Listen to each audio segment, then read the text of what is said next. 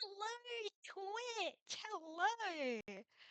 Welcome to a very special stream and a very late stream by my time zone because, yeah, this is not my usual stream time. Hi, Gavo.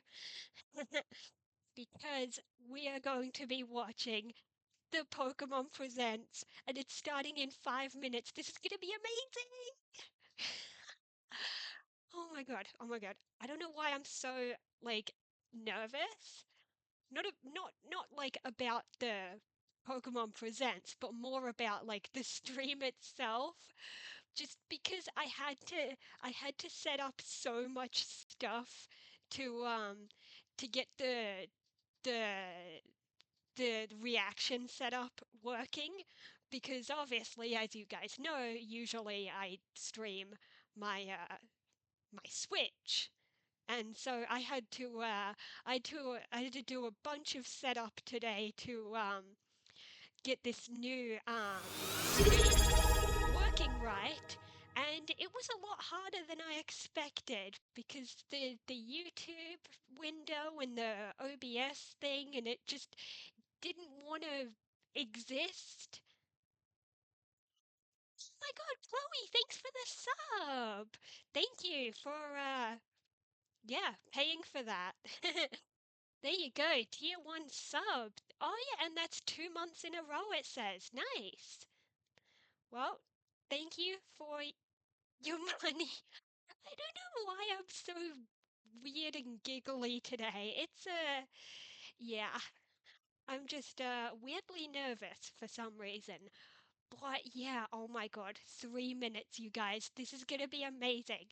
Because yeah, a few different things is well the big one is that everybody's is saying that we're going to see Generation 10 reveal stuff, which would be amazing considering we keep getting people keep posting supposed leaks which most of which, probably all of which, have probably been fake. And although sometimes it's hard to tell, some people fall for it. But yeah, Generation 10, surely we're going to see something about that here.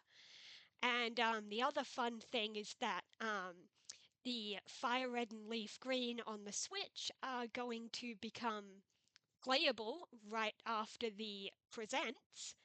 So, assuming it works the way I think it does, I'll be able to just switch on over to my Switch setup after the presents, and I will play a little bit of Leaf Green tonight, right after the presents. That's going to be fun as well. I haven't played Leaf Green in ages, or any of the Kanto games. Yeah. But guys, this is going to be so cool. And then they might have, I don't know, they might have a little something about Pokopia since they're doing a Pokemon Presents anyway. But like Pokopia is coming next week, and we've already gotten a bunch of trailers for that. So they probably won't dwell on it too much. You think the logo looks like Sesame Street? Oh my God, I kind of see it. I kind of, yeah. Speaking of logos, as you guys can see, I had a little bit of empty space at the bottom there, so I chose the main 30th anniversary logo there on the left with the Pikachu, and then I chose Pichu, which for obvious reasons, but yeah, in case you guys haven't seen it, they made a number 30 logo like that for every Pokemon, which is crazy. You can see it on I think like Cerebi or something. You can just see all of the logos and you can just download them as a PNG, which is what I did to get that Pichu one.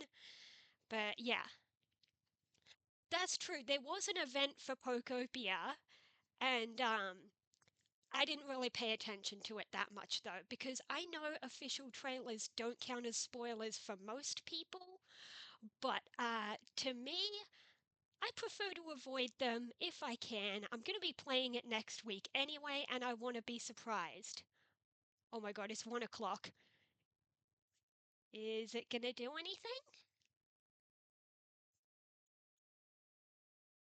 Okay. It's should be doing something soon. Now it's saying premieres at 1:01 a.m. Okay. I guess somebody wasn't ready to click a button or something. I don't know how that stuff works, but it should be starting any second now. Refresh the page. I will soon. Yeah. Um yeah, sure. I'll refresh that YouTube source. Oh, there we go.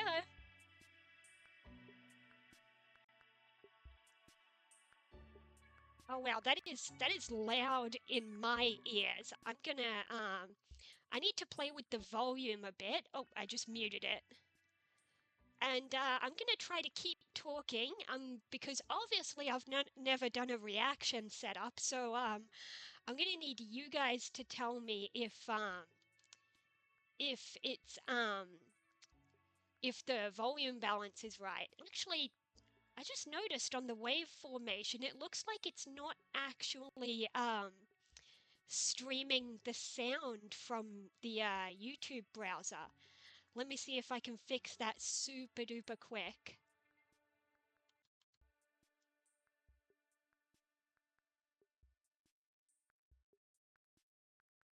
That is so weird. Wait, can you hear it? Can you hear the Pokemon Presents? Hopefully you can hear it. I can hear it, but I don't know if it's streaming it properly. You can't? Oh my god. Oh, barely. Okay, so you can hear it, it's just quiet. I'll try to turn it up a bit. How about that? Oops, there it is. Oh, that looks so cool, showing all the games. Okay, hopefully you guys can hear what I'm hearing. That looks so cool. Oh, and I noticed the names of the games showing there were in different languages. I'm Ishihara from the Pokemon Company. Today, February 27, is Pokemon Day. This is the date the Pokemon Red and Pokemon Green games were first released in Japan, marking the beginning of the Pokemon series. In those first This two is titles, so cool. 151 Pokemon made their appearance. Now, a total of 1,025 Pokemon have been discovered. Oh yeah, oh yeah, there's two part of the sets of stories subtitles. gamers That is so worldwide weird. have been able to experience. Okay, This fixed year it. marks the Pokemon series' 30th, a milestone reached because of your support. Thank you, each and every one of you. We hope you will all enjoy seeing how Pokemon continues to evolve. In today's broadcast, we'll share all the latest news about Pokemon. Please enjoy the presentation.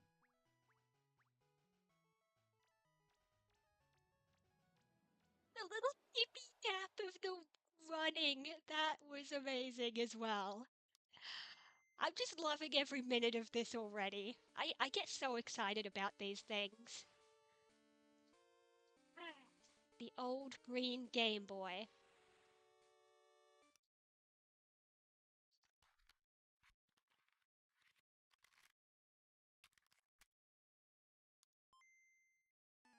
Now take it out, blow on the cartridge, try again. Oh, song cartridges? That's so I'm Junichi cool. Masuda, and I handled the music and sound effects for the Pokemon Red version and Pokemon Blue version video games. You can now play all 45 songs from the games on this small player inspired by the Game Boy system. We took Oh, particular care to make the cool. audio sound just like Game Boy, so I hope I you kind enjoy of want listening while one. swapping out cartridges.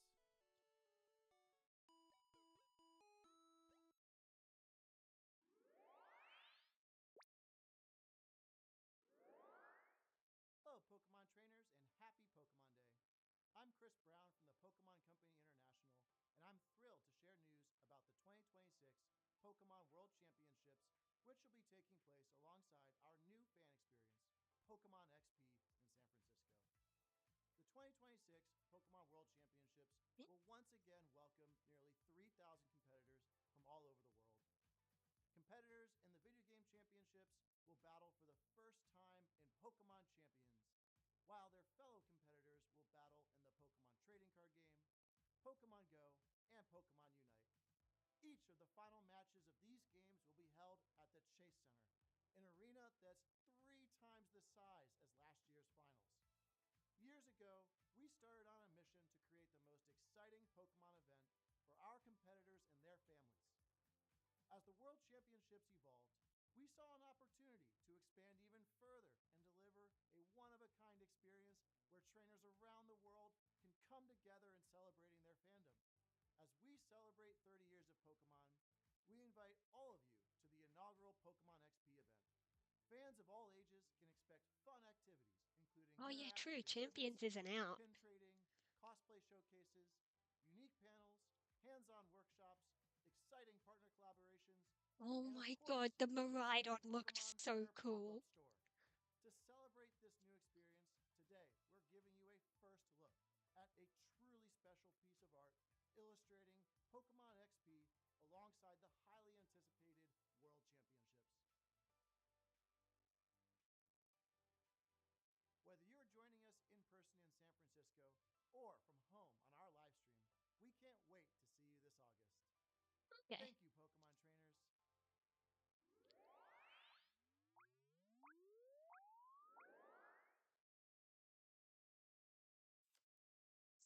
Okay, TCG stuff. Not really my thing that much, but still cool.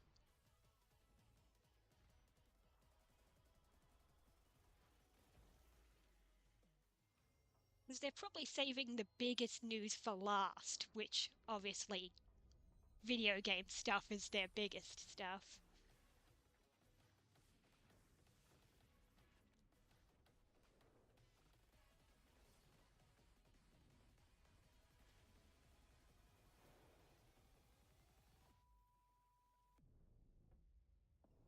The future awaits.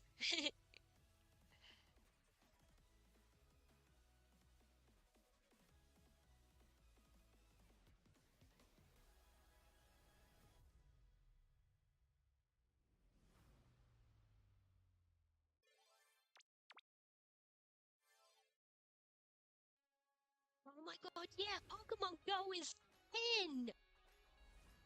God, that is crazy! I remember when Go came out, I was in high school, and students were getting in trouble for playing it at school. Pokemon Go so far will return. Oh, the special limited time Go tour ones! event starting tomorrow. We also have a promo code to share. I haven't played Go in ages. I tried it for a bit, but I'm not super into it. Oh, cool! Classic Red! They ended Spotlight hours? No, I didn't hear that. Let your curiosity shine! Like a twinkling star! I still haven't played Masters EX. Masters EX. Maybe I should try it. Oh, that is adorable. Oh yeah, Cafe Remix.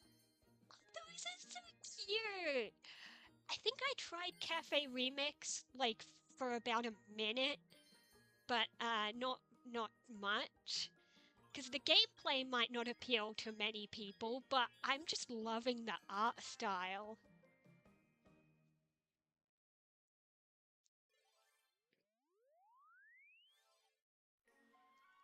Oh yeah, Pokemon Sleep. Does anyone actually play that? Because I haven't tried it. Yes, Mew, you're adorable.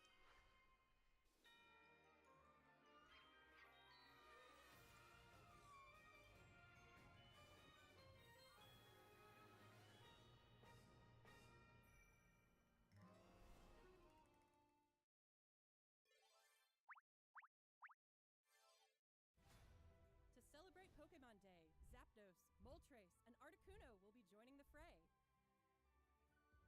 The magnificent power of the 3 legendary bird Pokemon comes together. Soar stylishly into battle. You can participate in the event to unlock their Unite licenses. And even more Pokemon are scheduled to be added. Don't miss what's coming. Oh yeah, don't remove the space in Pokemon Masters EX. I have, seen jokes about that.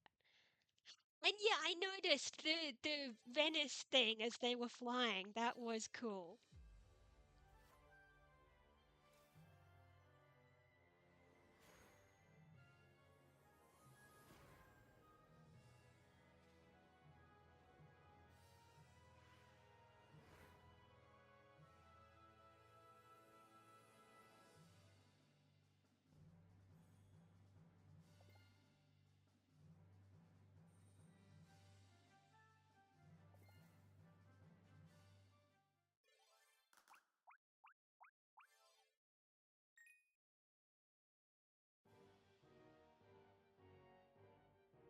Oh, here we go. It said GameCube.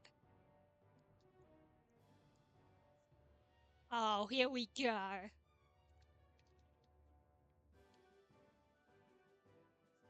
XD Gale of Darkness.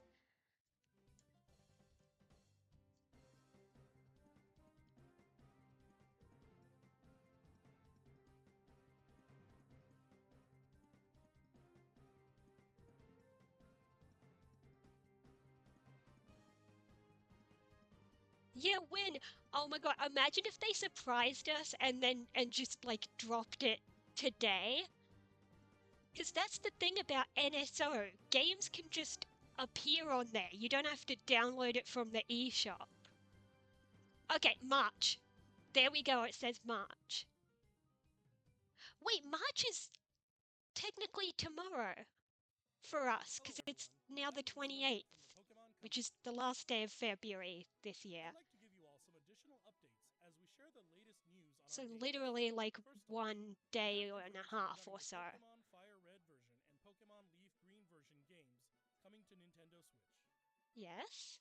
The Pokemon Fire Red and Pokemon Leaf Green games, remakes of the Pokemon Red and Pokemon Green games in Japan, were released on Game Boy Advance in 2004. Today, these games have been made available to play once more as download-exclusive titles on Nintendo Switch. Yeah, I was and just Nintendo thinking Switch that. 2. Too many games for me to stream that they're gonna have to wait their turn. We also plan to make these titles compatible with Pokemon Home in the future. But not This yet. way, you can bring Pokemon obtained in other Pokemon RPG series titles on adventures with you, or you can send Pokemon to visit Pokemon Champions. We hope you look forward to it. Okay, so we have got home compatibility. Or we will. Next, Maybe we have not some news today. about Pokemon Champions. Okay. That's true. Once it leaves Fire Red Leaf Green, it can't go back. But if you wanted to send something from Fire Red and Leaf Green into Scarlet and Violet, be my guest.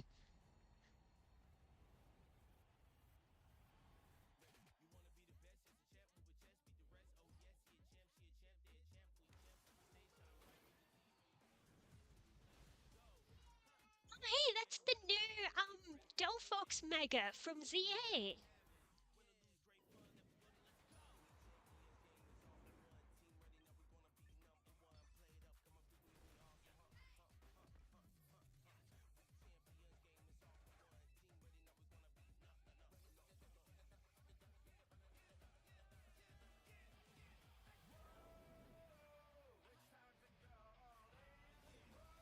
We get it. Everybody's playing it. You gotta make the ad super intense. And that's the new Raichu as well.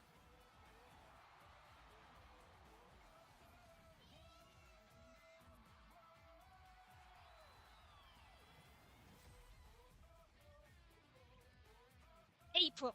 Okay.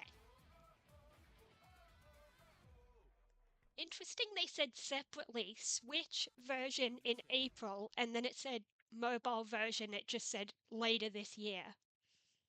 Next up is news about the Mega Dimension DLC for the Pokemon Legends ZA game. The Oh! newest title in the Pokemon Is there series. more to the DLC? Please take a look at this video. That's gonna be interesting. I'm still working on the DLC that I've got. Are they adding more to it?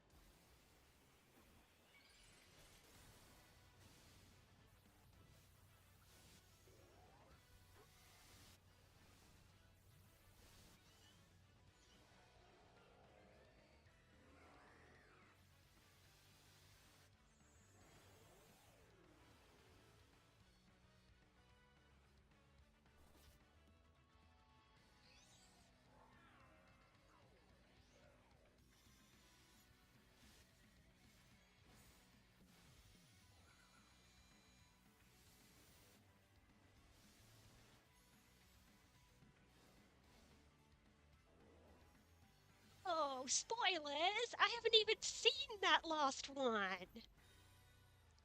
I wasn't even up to it.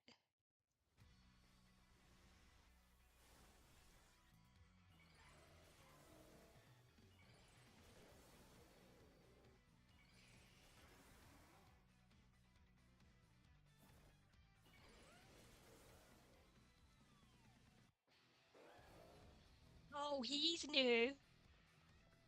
And I have him on my team! That's perfect!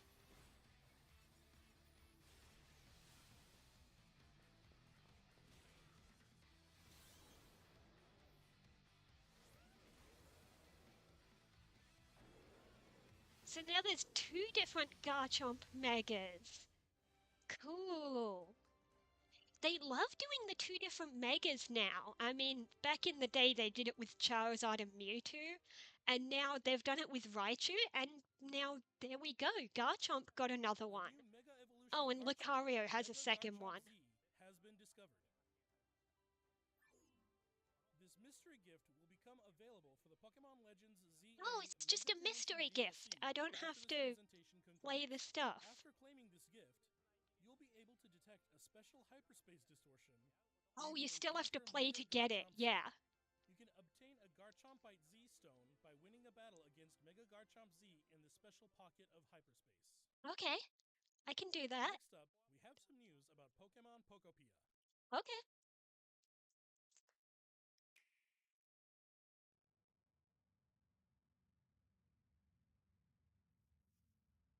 I'm so excited to play it next week.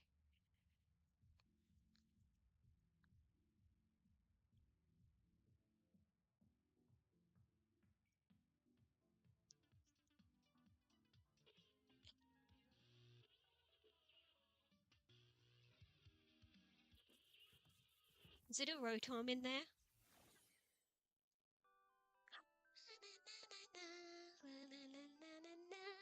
It is a Rotom! Stereo Rotom!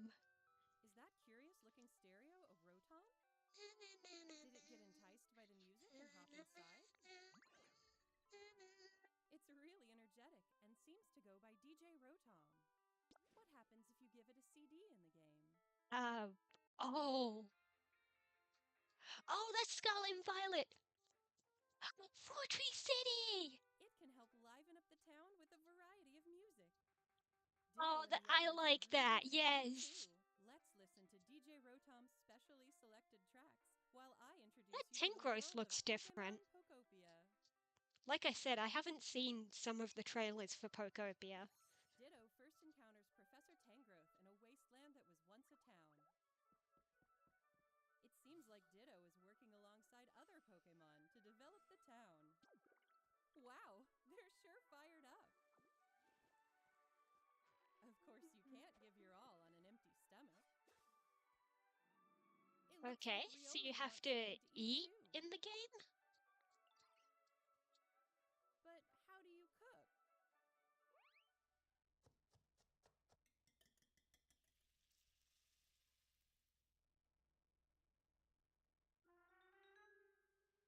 Huh?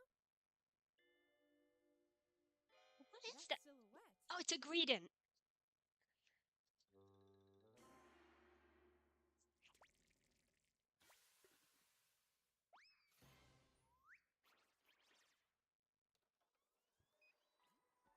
A like everyone calls it Chef Dente. Chef Dente can teach you how to cook all sorts of dishes. Okay, Each we got a Pokemon cooking has different mechanic. foods they prefer. Some dishes will even power up your moves when you eat them. This will Interesting. make it even easier to develop the town. Try bringing Pokemon you've befriended on an outing. Okay. In multiplayer mode, you can visit Oh, other players' towns. okay. You can play with up to 3 other people. Cool. First, let's play some hide and seek. I wonder where everyone's hiding. Ah, there you are. There's someone here, too. But where's the last one? Whoa! You can transform into objects, too. Oh yeah, true, because That you're was a a ditto. fun game of hide and seek. It's just a barrel. By working together, you could even build something this big. What the hell? Is this Animal Crossing or Minecraft now? Together, you can develop a town or go on far-off adventures. New encounters Cool. may await you as well. Oh, hello. Oh no, he roared! He's gonna disappear There's a forever! here. If you know, you know. Developing a town one step at a time. Pichu! Pokemon Pokopia. I just want a Pichu in my March town, 5th. permanently. I have pre-ordered and paid for it already. Oh, cool!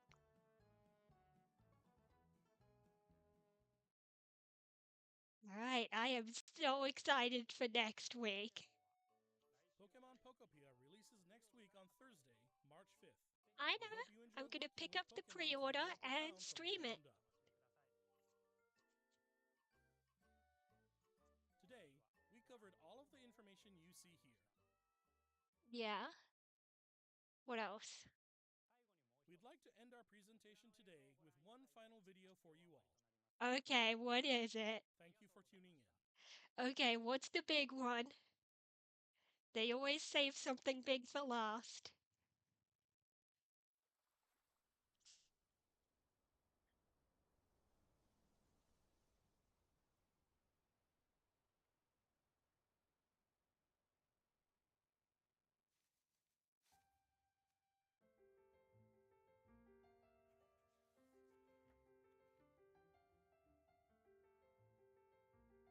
Wait, that... Oh, poke blocks! And then the tower I saw back there looked like, Jodo. And there's the Ferris wheel from Unova, and there's Carlos. And that's the Alola charm thing. And that's, yeah. Sword Shield, Scarlet and Violet. Oh, that 3D Pikachu is adorable.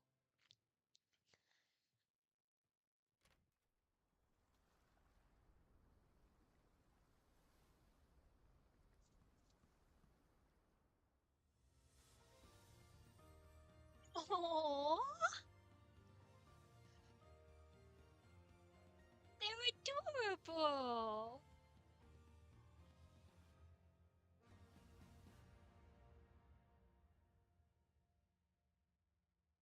Slashcraft. You missed most of it, but here's the final announcement.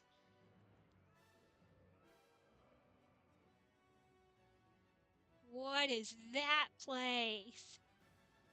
Interesting looking characters. Okay. I don't mind the graphics. It looks pretty good.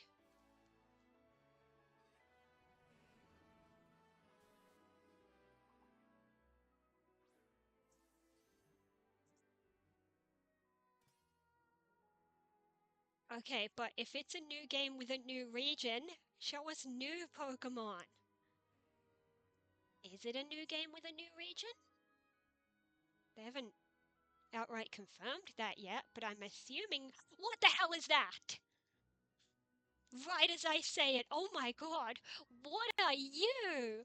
What are you? Growl? Oh my god, I want it. Gekwa?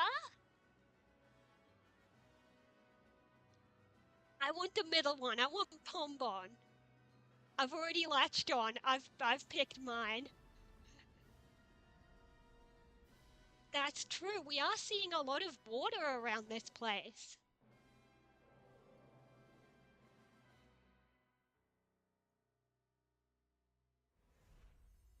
Here we go.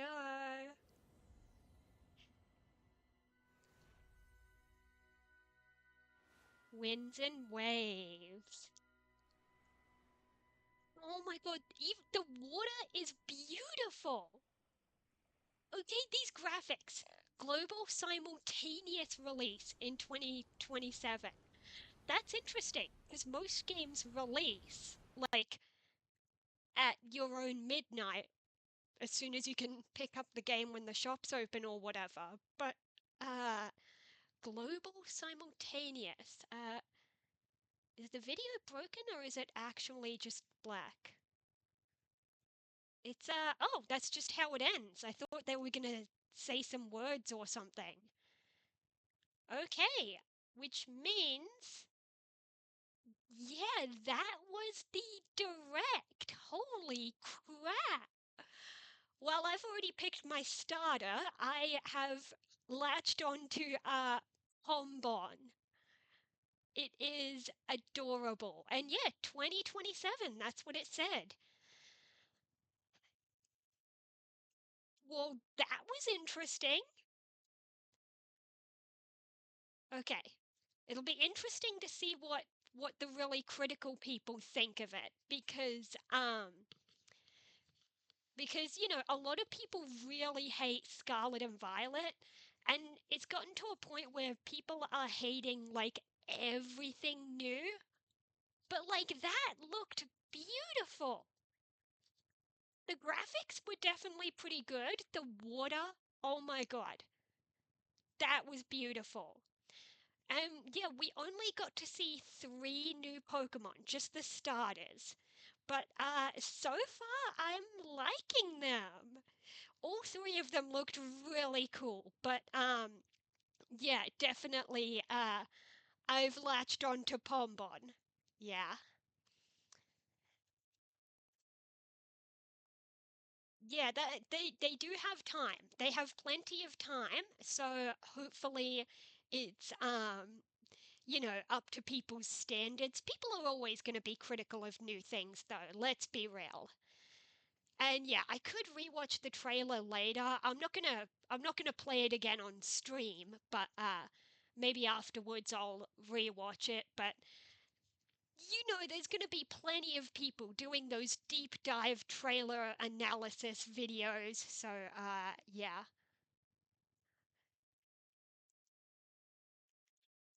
Well, that would be cool if it's Italian themed, but like, don't latch onto that because there are multiple languages that use aqua, meaning water.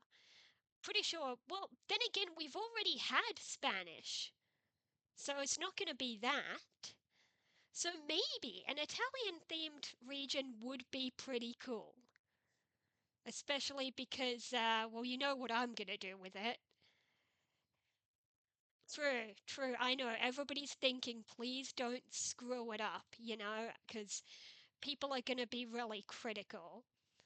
And there's a lot of things that have been missing from the past few games, like Scarlet and Violet or Sword and Shield, you know. But we'll see. The most random critique I just thought of right now is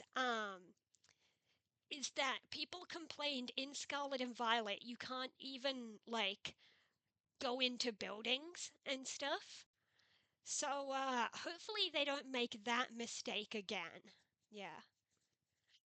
True, if it's Italy, it'd be really cool if they could canonize Ultima, which For anyone here who doesn't know, Ultima was in one of the movies, and it was basically Venice.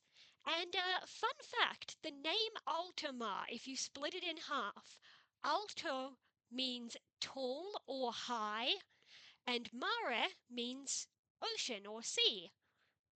That's right, I speak Italian. A little bit. Not maybe not enough to call myself fluent, but I'm good with like individual words and like nouns and stuff. I'm just bad with like the grammar and the conjugating and all that stuff. And yeah, the names were correct at least. That much, yes. But the rest of all those supposed leaks were probably fake. But at least the names were correct, yeah. But yeah, that was really cool. So, with all that done, and we will keep talking about that stuff because that was cool. But with that done, I'm going to switch on over to this screen and let's hope it works the way we think it does. Did they do it? Oh, load the virtual game card. Yes, yes, load it. Yeah, true. Most of it looked like it could feasibly be actual gameplay, which was beautiful. Like I was commenting on the what do you call it? The water. Oh my god, how did I blank on the word water? Anyway, while we keep talking about that, I am going to play Leafgreen. Let me just fix the stream category while I'm at it. There we go. The other interesting thing that I've just noticed is that the version of Fire Red and Leaf Green that we have seems to be version 1.1, not version 1.0. And if you didn't play, like, okay, some of you may be thinking, how does that make sense? Games back then didn't have updates. No, they didn't have digital updates, but sometimes they would update a game to fix some small things, and then new copies that were sold would be the updated version. So with Fire Red and Leaf Green, there is a version 1.0 ROM, and there's a version 1.1. And if you're wondering how I could tell which one we have, it's because and yeah, I was one of those people who liked reading about glitches in games, so I know a lot of that stuff. And in version 1.0, at the beginning, when it would say Game Freak Presents, it actually would not say the word presents. It was supposed to, but the graphic was messed up and it did not display. Like seriously, test it. If you've got an emulator, make sure you download a ROM of version 1.0 specifically, and yeah, it will not say presents underneath Game Freak, and that's how you can tell that it's version 1.0. But here, it said presents. That's how I know they gave us 1.1, which, you know, obviously they gave us the more updated one. Oh, nice! They allowed Brazilian Portuguese. Cool, cool.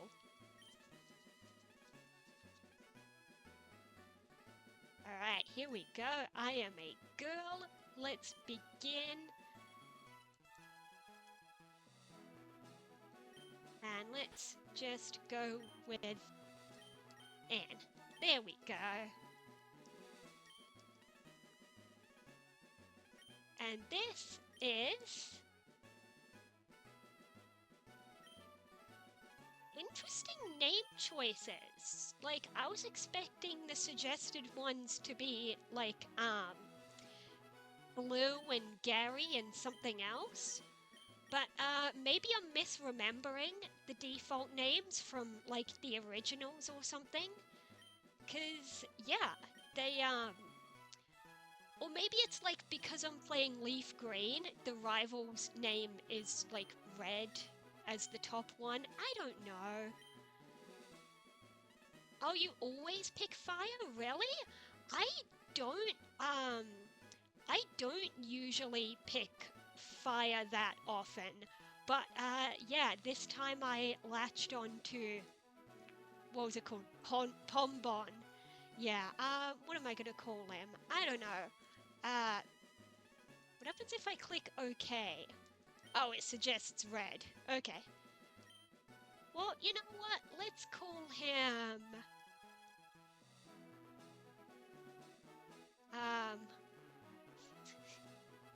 I don't know. Let's call him Bonbon. Just because it was there in my head. There we go.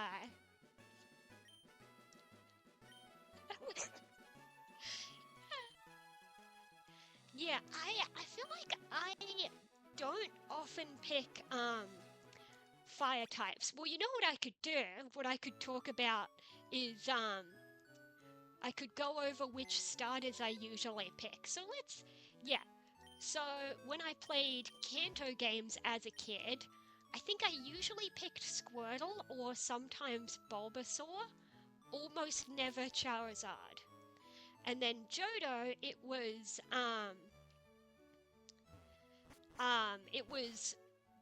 sometimes Chikorita, but sometimes Cyndaquil. Pretty much never Totodile. And then Hoenn, it was sometimes Torchic, sometimes Mudkip, pretty much never Trico. And then Sinnoh, it was well, as a kid back then, it was pretty much always Piplup. Oh yeah, just as I thought, Winds and Waves, only for Switch 2. Yeah. Some people are going to be really disappointed about that because I've seen posts already where people were like, oh my god, if they announce Gen 10, people are like, oh, they had better make it available on Switch 1. And I was just thinking, but they are moving on to Switch 2 only. Like, yes, I feel bad that people, you know, it's a lot of money to buy a Switch 2 and people don't want to, but it is what it is, you know, like, but I can see why people were hopeful because there are some new games that are on both, like Tomodachi Life is on Switch 1, and I will be picking Bulbasaur.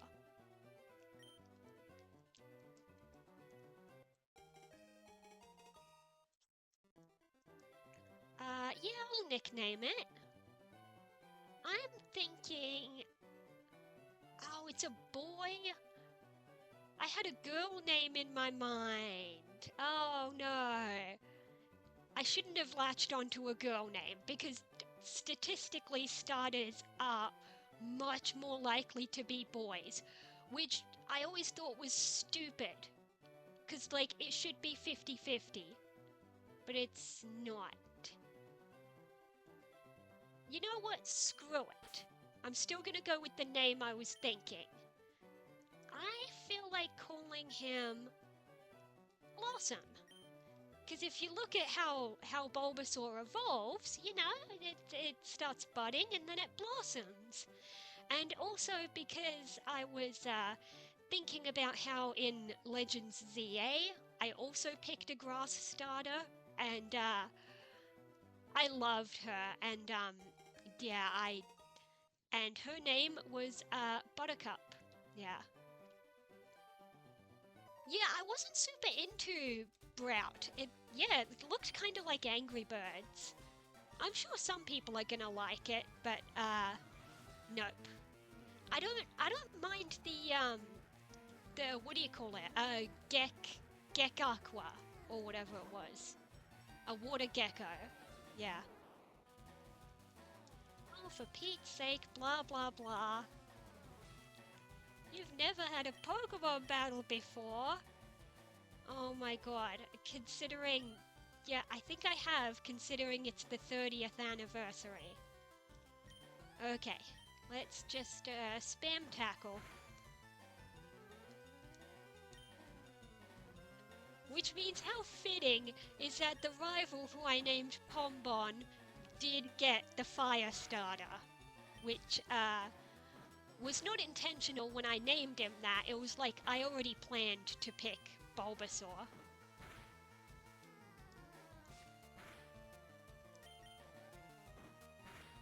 There we go. First battle done.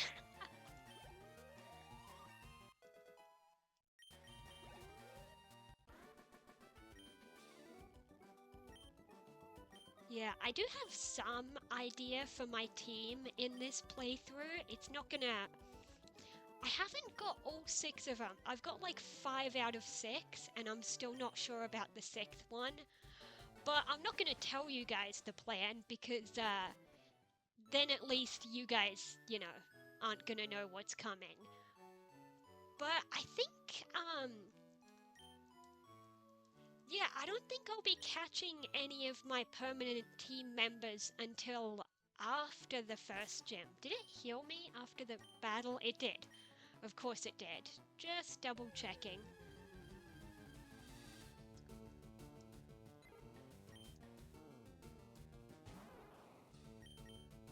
But yeah, I have some idea of what I'm doing with my team, and unfortunately...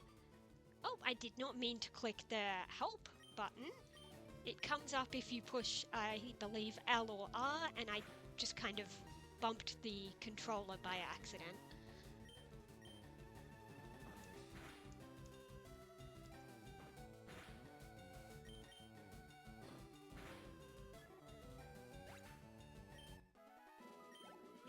The only weird thing is, after so many years of just using emulators to play the older generations, this game feels really slow.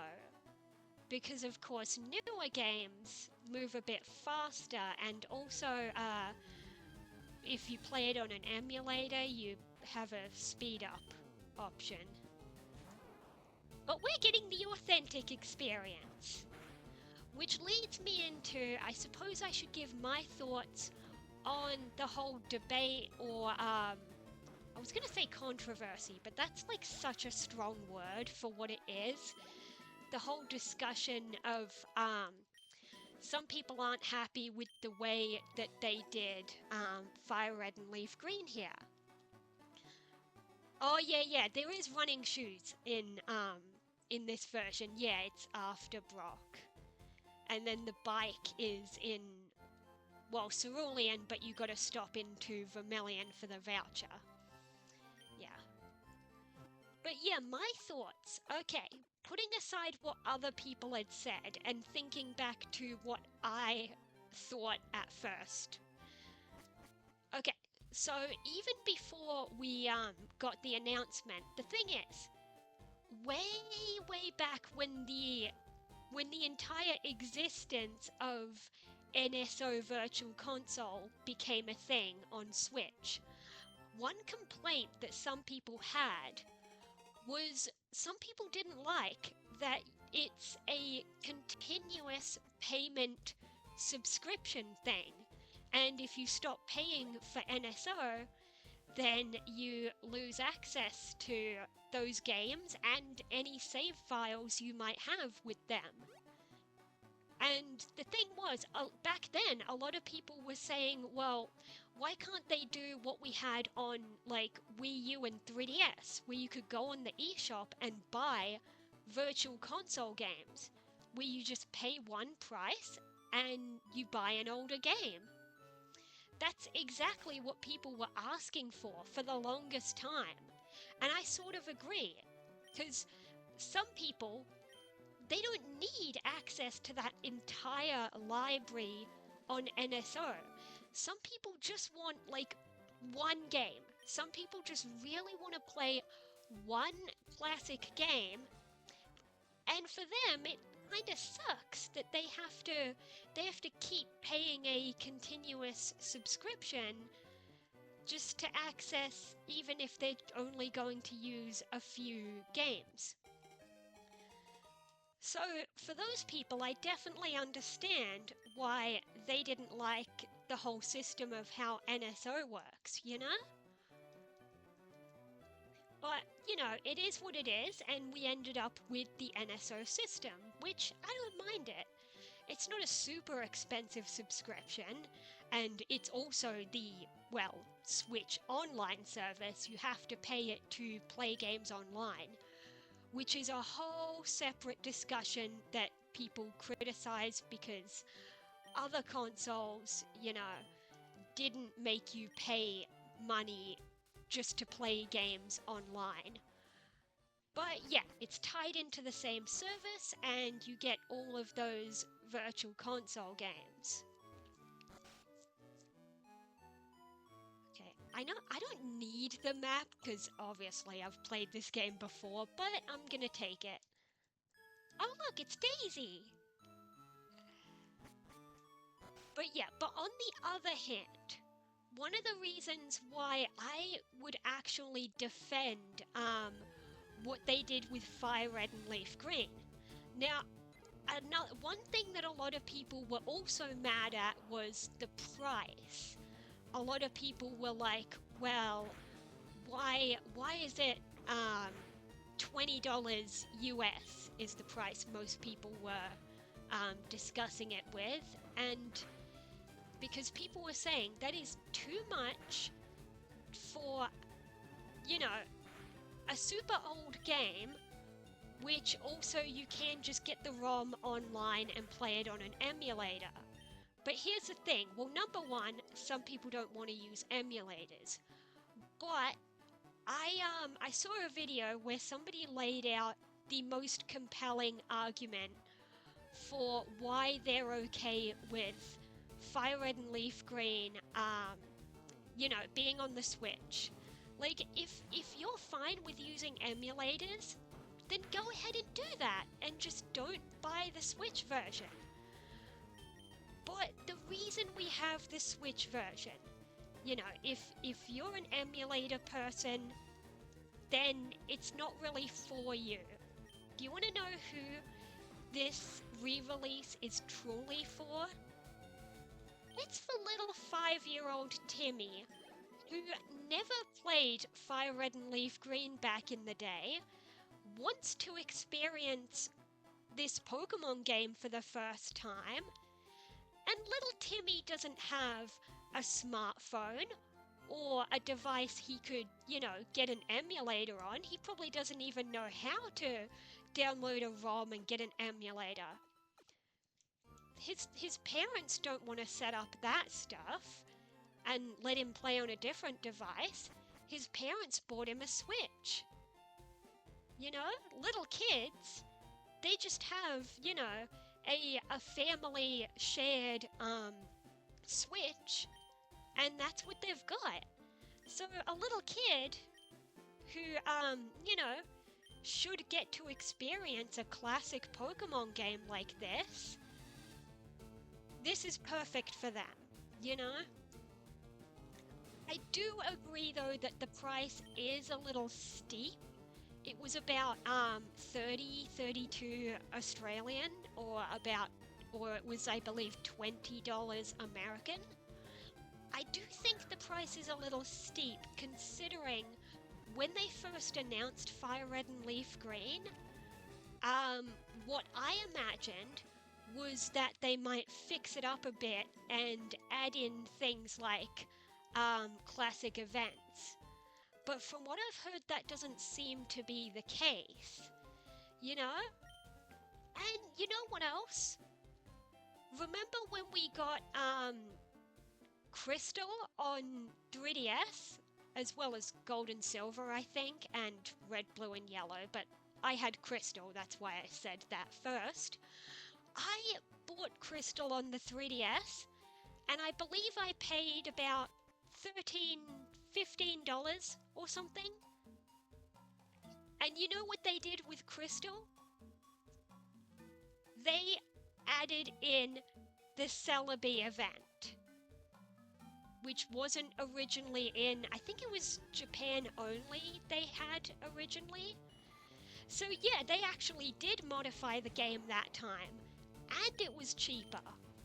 Whereas this one, from what people are saying, it seems like they didn't modify the game at all. Yeah, 13 Australian for Crystal on 3DS. That's what I thought it was. Yeah. So yeah, for the amount of effort that they put in, it's like I do feel like the price of Fire Red and Leaf Green could have been a little better, you know? But all in all, I'm a pretty neutral and positive person, so like, I'm not gonna hate it, you know? I'm happy to have it on my Switch. Makes it easier to stream it as well, because I've got the capture card. Although I say easier, I'm sure it'd be pretty easy to, you know, run an emulator in my OBS, so yeah. But yeah, those are just some of the thoughts I had. Overall, it's not the worst thing in the world. Some people are really passionate, thinking it's like unforgivable or whatever, but overall, it is what it is. I say that a lot because I'm a pretty positive person, I guess. I don't know. But yeah, it's nice to have Fire Red and Leaf Green.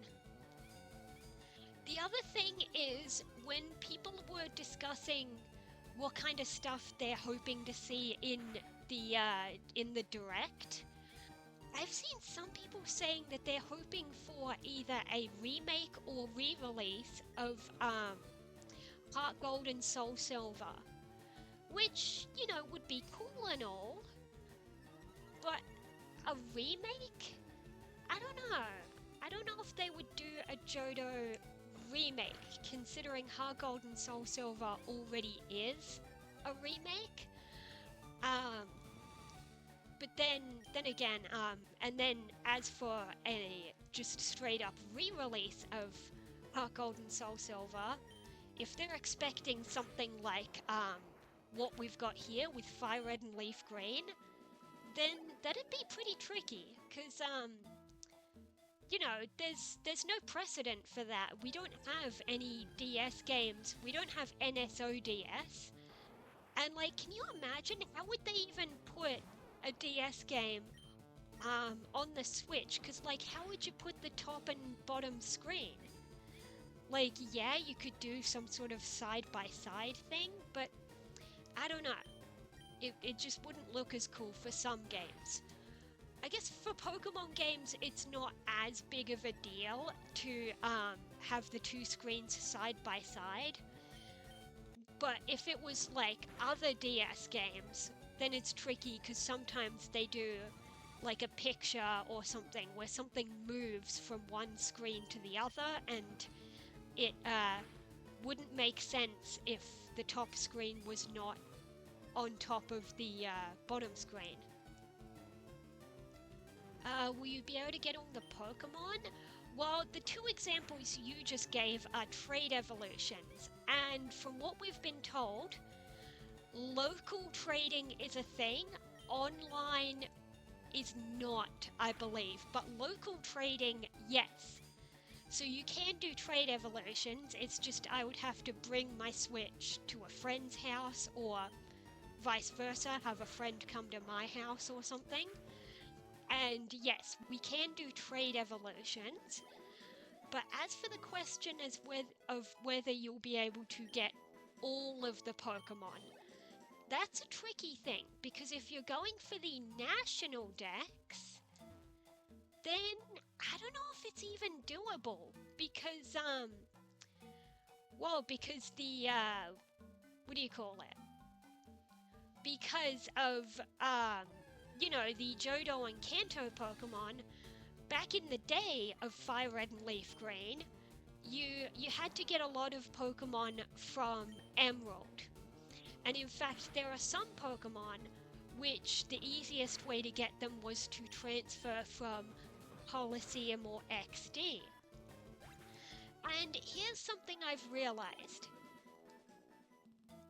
yes, we are going to get Coliseum and XD on NSO. But the tricky thing is, I don't know if they'd be able to make it compatible if Coliseum and XD are on the GameCube NSO and Fire Red and Leaf Green is its own separate software thing. The other thing about NSO that I just remembered, which by the way is another point for why they put Fire Red and Leaf Green as their own thing and not on NSO, is because the NSO games have save states, right? That's a big reason why Fire Red and Leaf Green here are their own separate software and not on the Game Boy Advance NSO. Because Pokemon is a game where they really don't want you to have save states, because otherwise you could essentially, for one thing, you could clone Pokemon. You could trade something to someone and then roll back to a save state. But the other thing is that you could really mess with the RNG, what with like shiny hunting and stuff. So save states would just kind of ruin a mainline Pokemon game. That's why it's not on NSO Virtual Console. But, as I just said, it seems that Coliseum and XD are coming to the GameCube Virtual Console. I'm wondering if they will just let it be, or if they will do something to block save states on those two games. Because like I said, a Pokemon game is one that would be kind of ruined by save states, you know? People could really manipulate it. But yeah, that's the other tricky thing, is that because Coliseum and XD are going to be on NSO, I don't think they'd be compatible with this Fire Red and Leaf Green. Oh, okay, yeah, enjoy the appointment, Garvo, yeah. I'm glad you were able to join for the direct though, yeah. True, if they can't connect to Fire and Leaf Green, then it's not too bad to let us have save states for the GameCube games. But yeah, if they somehow did connect to Fire Red and Leaf Green, then save states would break everything.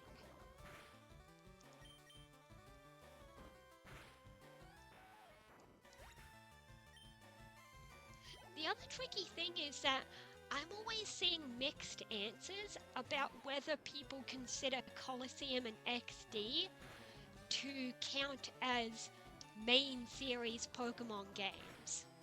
Yeah. But, I don't know, for the longest time I counted them as main series. Because I don't know, they could count as spin-offs though, but they're not like a true spin-off like Ranger or Mystery Dungeon, you know? But also they are a bit different from the rest of the main series. I don't know. Oh, I didn't mean to click Leech Seed. Oops, I was just gonna go for Vine Whip. But actually Leech Seed was a good idea, because I'll get a little bit of healing before I knock out this Kakuna, which probably only knows Harden, so it's not gonna kill me. Which is good, because I'm getting pretty low. Actually though, I don't know, Vine Whip is not very effective though. So that's a question of what's better, a not very effective Vine Whip or a Tackle. Because, you know, the Vine Whip is probably higher base power than Tackle, but Vine Whip is not very effective. Oh, critical, nice. I think the Leech Seed is gonna finish it. Go on, finish it. Yes, okay. Earlier when it was in red bar, I was going to run back and heal after this battle, but you know what? I'm not going to, because thanks to the Leech Seed, I'm healed a bit more. And if I keep starting the battle with Leech Seed for the next few battles, then yeah, I should get some healing.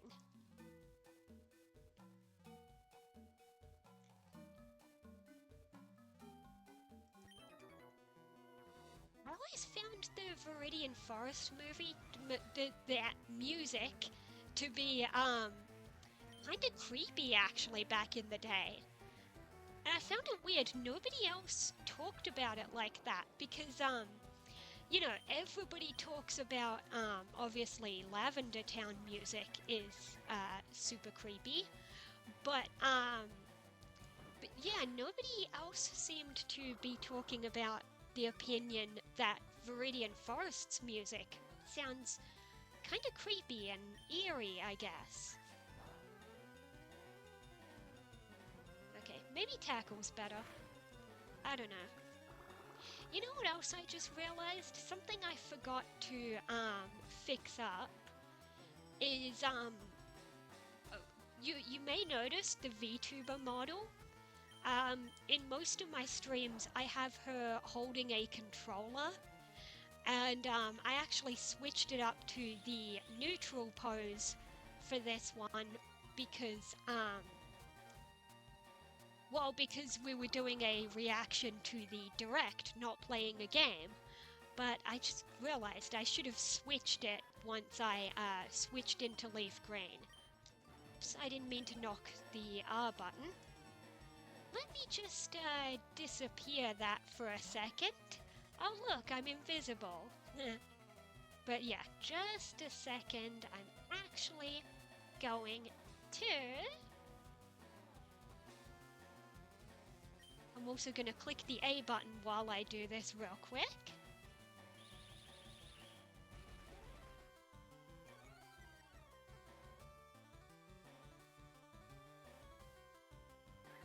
Okay, is it going to appear or what? It's taking its time, but I am trying to switch the other VTuber model back in. Oh yeah, it did show possible connection to Legend ZA. Yeah. Okay, it does not usually take this long to make the model appear. Because of course, usually I have it ready before a stream, but I'm trying to switch the model and it is taking way too long. So I guess for now, I'm just gonna be invisible. Like back in the old days. Well, no, back in the old days, I did originally have that 2D flat image, but yeah, what the heck is this VTuber program doing? That is taking way too long. Oh, there we go. Okay, okay. Just adjust that, and then I make it visible again. There we go. There's my controller. Okay, that took way longer than I thought it would. But yeah, still no word on when we get Legends ZA for Pokemon Home Connection.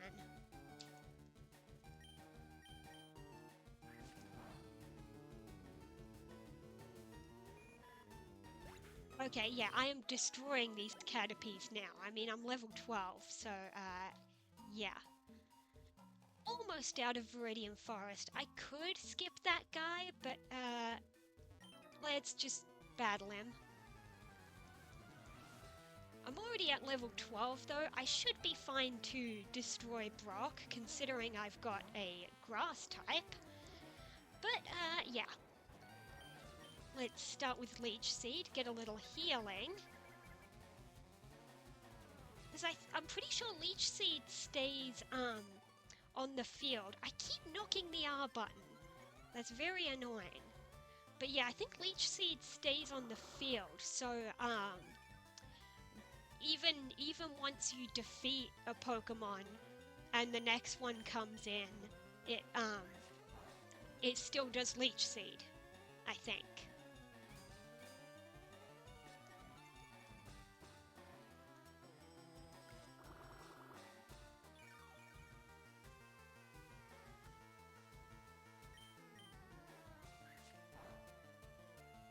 But yeah, we are gonna just destroy Brock with just Bulbasaur because I'm not gonna be getting any team members before the first gym. But I will mention the first team member that I'll be catching is going to be a Nidoran, which unfortunately you catch just after Pewter City. Which I was actually slightly surprised when I double-checked that information because I must have misremembered from one of the other games. Maybe it's Yellow, because I think in Yellow, yeah, you used to, there is a game where, oh crap, I ran out of PP on my attacking moves. Well, we've got Leech Seed going, so this is going to be a slow process. But yeah, I think it might have been Yellow, where you can get Nidorans to the left of Viridian. But yeah, not in this one.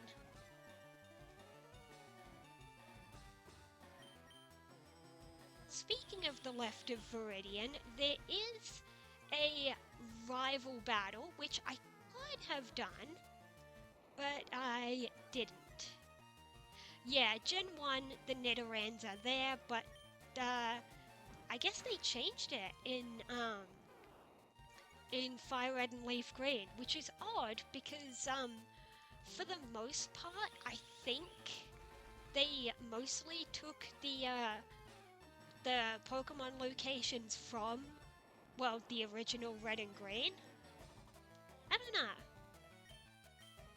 Or you know what? Maybe Fire Red and Leaf Green matches original Red and Green, but maybe our Red and Blue did something slightly different by putting the Nidorans there? Maybe.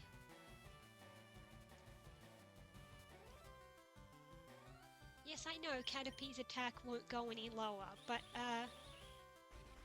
wait, is Leech Seed still in play? I haven't even been paying attention. It better be, because no, it's not! I somehow stopped paying attention enough that that I didn't even notice that the Leech Seed wasn't doing anything. Hello there, Mighty Ray! You missed the Pokemon Presents reaction, but I'm playing Leaf Green and currently stuck in a very annoying battle because I ran out of PP on my 2 attacking moves. So, Leech Seed is, well, we'll see.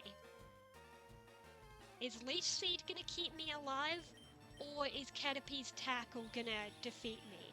But Caterpie's also using String Shot, so it's not using Tackle every turn. So we'll see if Leech Seed can destroy the Caterpie first, before Caterpie destroys me. Oh, you just watched it. Okay, yeah, that's fair. Some people prefer to watch those things just on their own without someone doing a reaction or commentary. Yeah. It was pretty cool, yeah. Especially the winds and waves.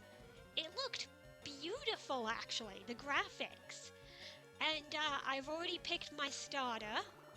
As soon as I saw the starters, I was like, I need that dog. So I've chosen Pombon. Yes, I know Caterpie's attack won't go lower, but I am stuck using Growl. Come on, one more turn and Leech Seed will finish it. Come on, Leech Seed. Okay.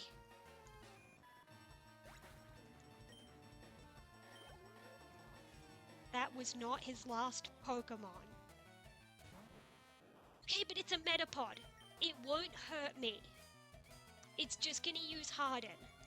It won't hurt me. Okay. So I just need to set up Leech Seed, and then eventually it'll die. This is the most frustrating battle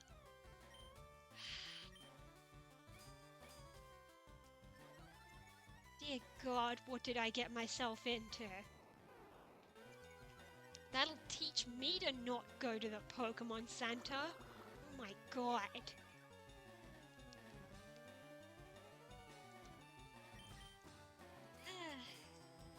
This'll be a while, folks. So how was your day, guys? Cause I am stuck here with this Metapod.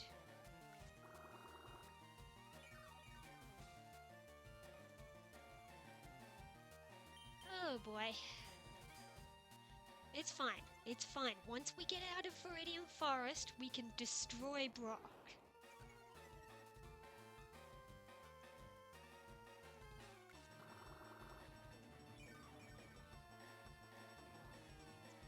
Halfway there.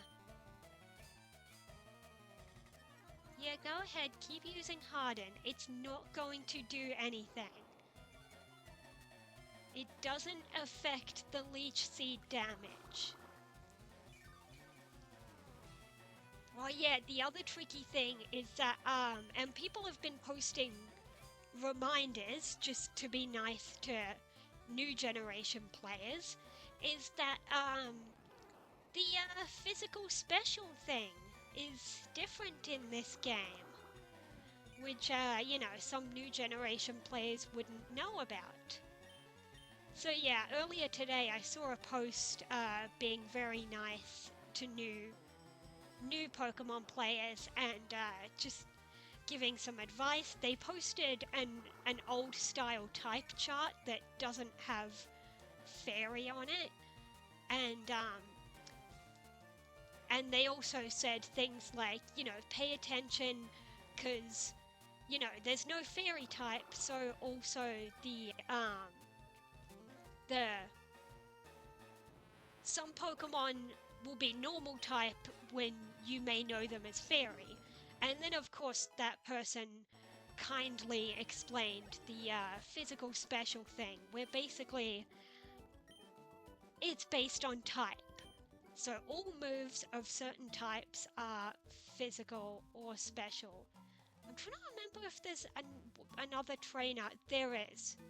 Okay, there's one more trainer. So even though we're so close to the exit, I'm gonna get out of here.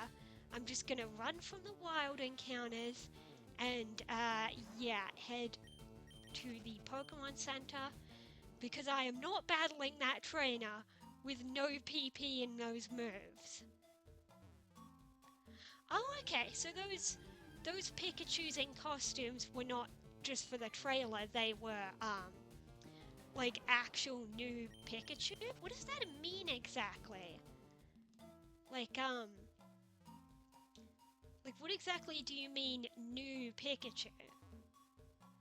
Like a new form, or like some sort of cosplay Pikachu type of deal? I don't know.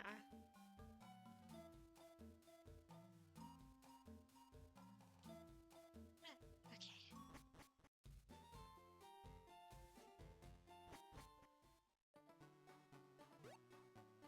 I guess if I really wanted to, I could, since I'm here in Viridian anyway, I could go smash out that rival battle. Have I caught any Pokemon? No, actually. I need to buy some Pokeballs. I could just catch, like, everything I see once, just in case I want to fill out the decks later on. Because I know, from what I've heard, we probably can't complete the national decks because we can't connect to the other games. But we should be able to at least complete the Kanto Pokedex. So I should at least work on that. Yeah. Let's buy some balls. We're gonna buy 10 at a time.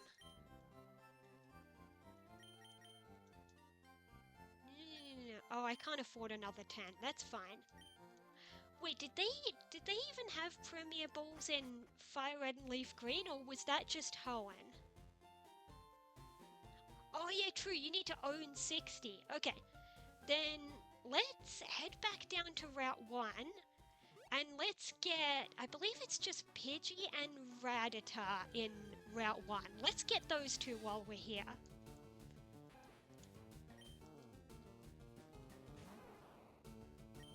Alright, it's only level 3, so hopefully it'll just get in the first ball.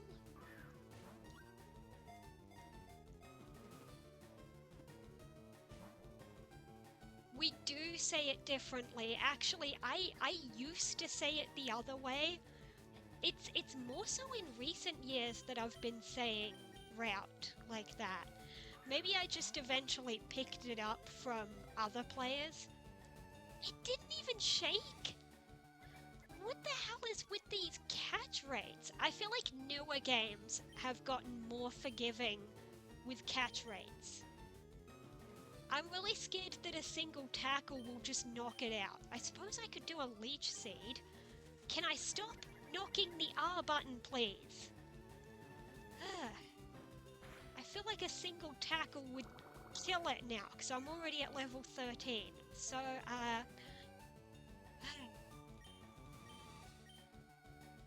let's try a ball. Come on, Rattata. 1, 2, 3! Okay. And I probably won't bother with nicknames. Not for, only for proper team members, I guess. Okay, let's get a Pidgey, please. That's not a Pidgey. The other annoying thing is that, you know, I've gotten used to the modern experience share. Like, I remember the first time I played Let's Go Eevee, I basically started working on my... Actually, I know what I should do. I should swap in Rattata so it can weaken the Pidgey. That's what I'll do. But yeah, the very first time I played Let's Go Eevee, I immediately basically started working on my living dex because I started catching everything I saw. And what that meant was that because I would put other Pokemon in my empty party slots, and then whenever I would catch new stuff or do trainer battles, the Pokemon I wasn't using would still get experience. And that helped because then they would, Rattata, why did you get the critical? Because it meant that then I could evolve some Pokemon for the dex without them having to participate in battles. Okay, we're going to heal at the Pokemon Center so that Rattata can do its freaking job and weaken a Pidgey for me. Okay, let's try this again and go down there and get Pidgey. And then I suppose I'll go left and, yeah, catch the Pokemon there and probably do the rival battle as well, just for the heck of it. Okay, here's a Pidgey. Now, Rattata, don't get a crit.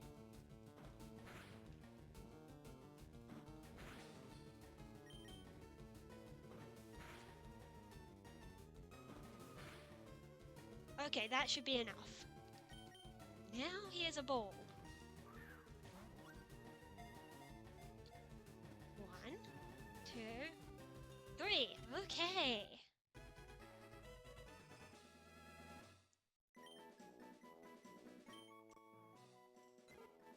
Okay, now we got Pidgey. Which means if I want to evolve them from the dex, I'd have to do switch training maybe? Or just go into early grass, but yeah. There's already fan art of the starters, of course. Look, fan artists are so quick. They know what they're doing. They waited for this and they were like, alright, I've got my drawing reference, go ahead.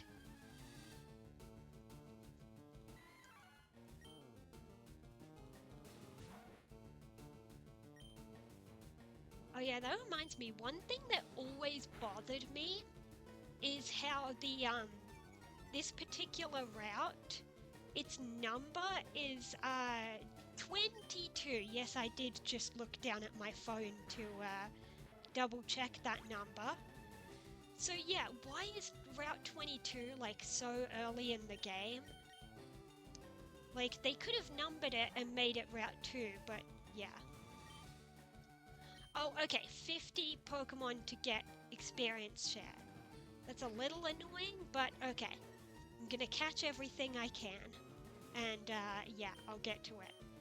Pidgey, just give it a tackle. Okay, that should be enough. And Pidgey's dead. That's okay. Bulbasaur can sit there so I can throw a ball. And I am just going to pull up a handy guide just so I can see basically a checklist and make sure I get everything in this route. Okay, it's Rattata, Mankey, and Spearow in Fire Red and Leaf Green. So we just need to come back for Spearow. Well, I say come back, I don't really... Yeah, I'm gonna go heal. Just so I've got the low level ones able to weaken it. So let's go heal, and then we're gonna try to find Spearow, and then I'll go up there and do the rival battle, which is technically optional. A lot of times I've just skipped it, yeah. And I always found it odd how they have a rival battle there, and another rival battle in the exact same spot when you're actually coming to the league. Oh yeah, true. I will save the Master Ball for Entei. Definitely. Don't worry, I know all about the thing.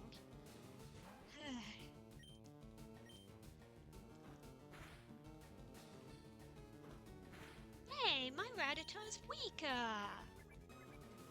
Wait, why am I fighting the Rattata? I don't need to.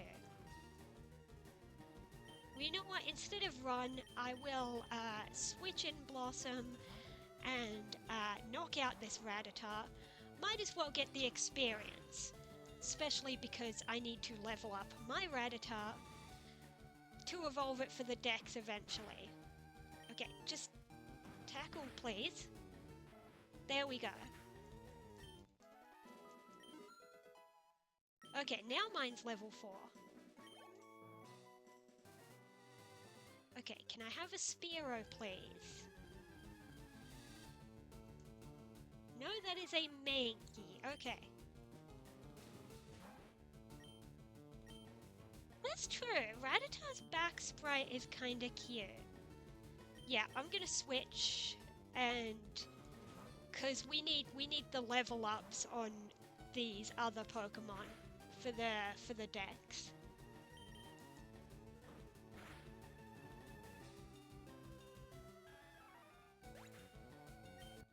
Bulbasaur's back sprite is pretty cute as well.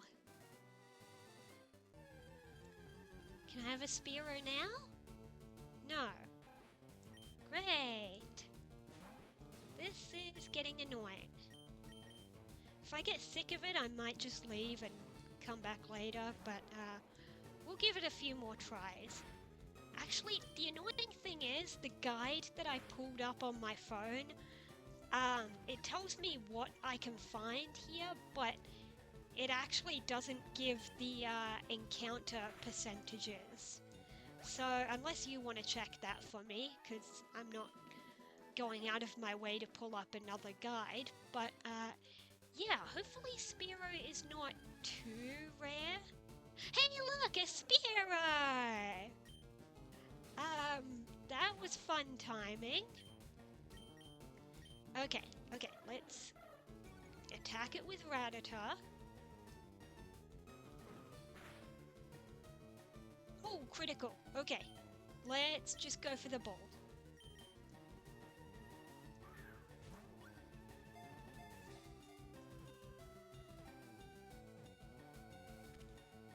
Okay, there we go. yeah, while we're here, I'll head up there and do the rival battle.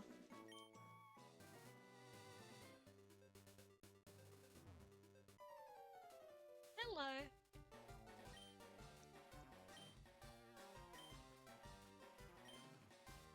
Yes, I know, you can't go to the league without the badges.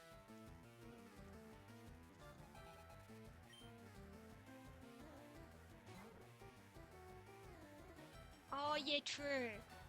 You should probably play yours, because you're probably going to have to trade with me at some point for when I need trade evolutions for the decks. Or possibly if I decide to use a trade evolution on my team. I'm still not sure about that one though. Yeah. Oh, I probably should have healed. Blossom was not ready for this fight because there's about to be a Charmander. Oh wait, I know what I can do. I'm gonna take the free switch and switch into a sacrifice, and then I can use a potion.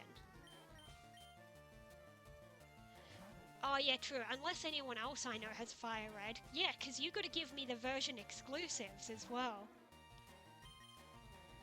I don't at this point know if anybody I know got Fire Red.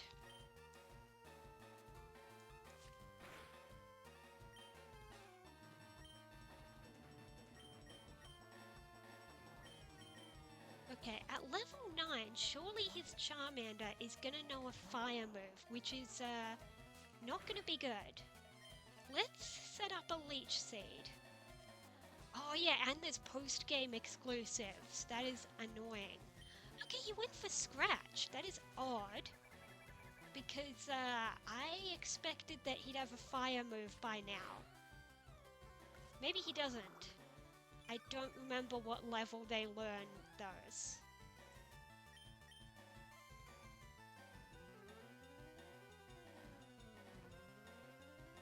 Let's see, I can actually pull it up right now because I'm just mashing the A button, so I don't need both hands on the controller. Oh, oopsie, why was I using Leech Seed again? Use Tackle.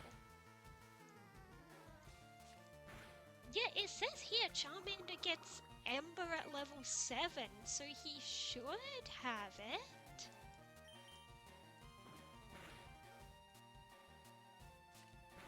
Why does he not have Ember?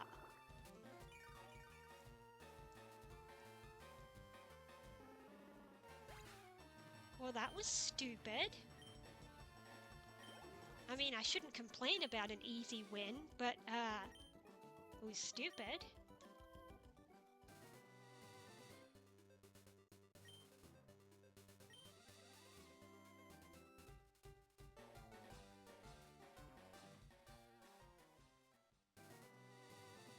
Okay, but let's... Oh wait, there's grass on this side too. For some reason I misremembered that there was a clear path where you could avoid grass.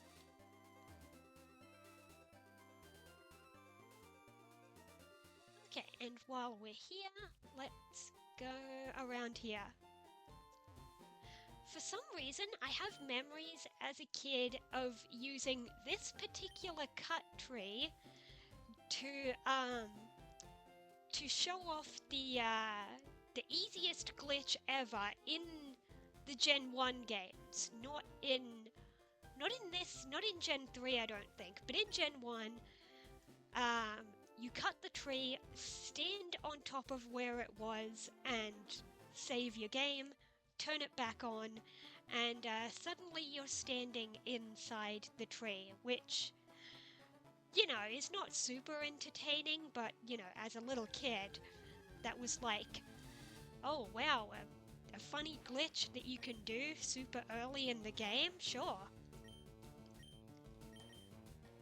Okay, let's switch train on this Rattata.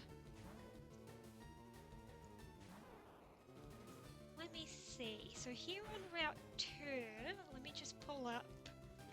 Yeah, there's Caterpie and Weedle here, which, you know, those two probably also live in Viridian Forest as well, but yeah.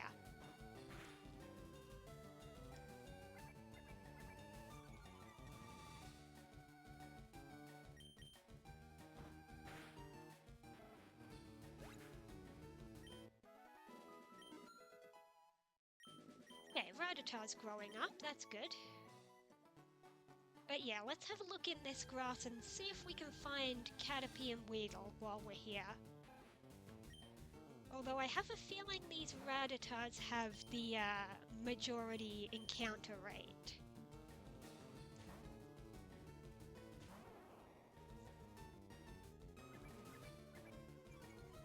Oh yeah, the fossil, good point.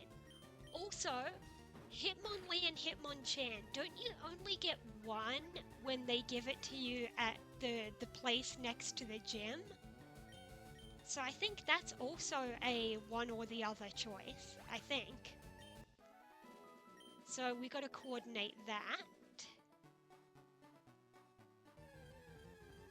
Okay, something besides a Rattata. Well, I've already got Pidgey as well. Let's see, it's only level 2. Can I defeat it with the Rattata? Yes, I can. Yes, I can. Okay.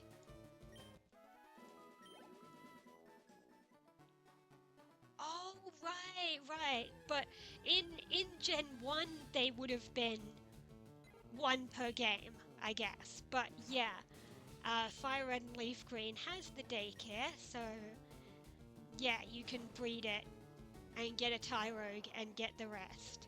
Which sounds annoying because, well, because the way Tyrogue evolves. True, but wasn't Eevee like super annoying back in the day? Because no, actually, I think yeah, the whole reason they make Eevee majority male, and the thing is, you only get one Eevee. But I guess you can breed with a Ditto probably. But yeah, aside from breeding with a Ditto, yeah, But the other thing is, I heard that in Colosseum, the Espeon and Umbreon are hard-coded to always be male, and that's because they didn't want people to transfer it to the Gen 3 games and have an easy time of getting more EVs or something. I don't know. It was really weird how they did stuff like that. Also, I should probably heal. And I still haven't found Caterpie or Weedle. Maybe I'll go look for them inside the forest. Maybe they're more likely there. The guide that I pulled up just shows the Pokemon, but does not show the encounter rates, and that's a problem, because I don't want to keep looking for something that's rare.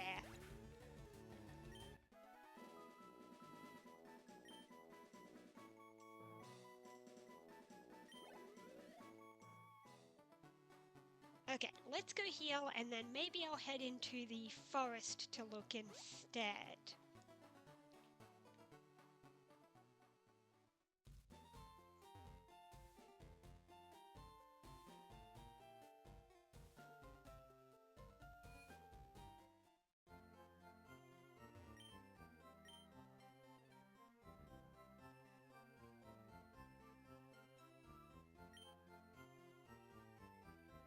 Okay, yeah, I've just pulled up a new guide, and yeah, in Route 2, Caterpie and Weedle are only 5% encounter each, and then Rattata and Pidgey have 45 each. So let's not do that, and I'm pretty sure they're gonna be more frequent in, well, in the forest.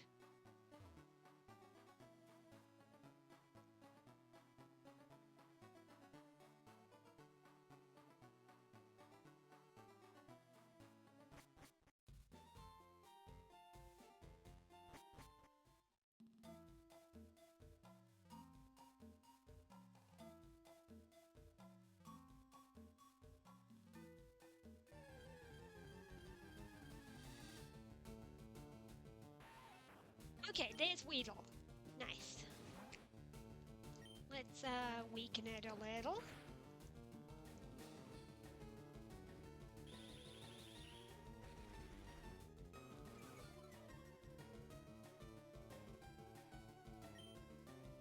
The other interesting thing that I just noticed on the guide I've pulled up is that, yeah, I'm already seeing some slight version differences, but it's not a case of... I just killed the Weedle. God damn it, Rattata. It's not a case of true exclusives, but it's one of those things where they do, different level spawns. Yeah.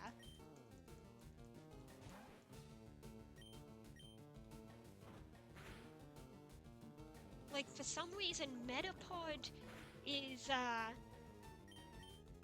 for Fire Red, it says it's always level 5. For Leaf Green, it says it can be from levels 4 to 6. And also the encounter rates are slightly different. Fire Red has Metapod at 5%, Leaf Green has Metapod at 10%. And then I think Kakuna is the opposite of what I just said for the versions. But it doesn't matter because you can just evolve from Caterpie and Weedle, which is what I'm gonna do. Oh crap, I killed it again. Well, at least the Rattata is getting some level ups anyway, which it needs, because I need Raticate for the Dex. And now we have Poison, outside of battle once again. Oh look, another Weedle, that's 3 in a row. I'm surprised I haven't seen anything different. The other thing is, speaking of annoying encounter rates, is that if I want to catch everything in Viridian Forest, then not only do I need to get Weedle and Caterpie, but I also need to find Pikachu, which has a 5% encounter rate, which is not fun. I mean, I came in here to avoid the 5% in Route 2, but yeah. Okay, we got Weedle, so I need to find Caterpie, and I need to find Pikachu, and there's Poison outside of battle, which is annoying, but it's whatever. I can just let Rattata die. Let's just run from that, and yeah, we'll keep walking through the grass, try and find Caterpie, and there's Pikachu! Okay. Oh boy, I nearly killed it. Whew. Okay, yes, Rattata, I know you're dying. I don't care.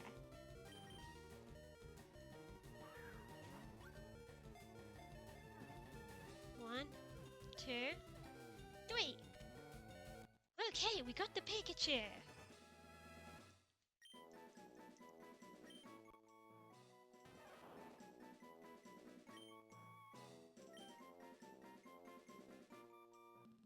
Alright, let's keep going. There goes Rattata, that's fine. We're gonna just keep heading through the forest, we're gonna catch this Caterpie, and then that's gonna be it for Viridian Forest, so we can finally head to the exit. Oh, I better switch to something weaker so I can do a little damage on the Caterpie.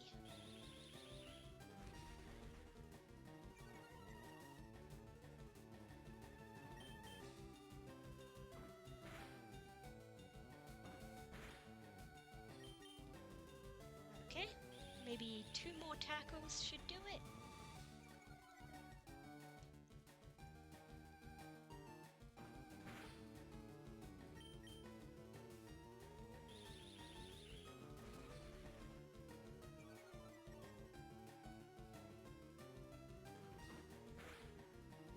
Oh, that was so close. That was so close to a kill.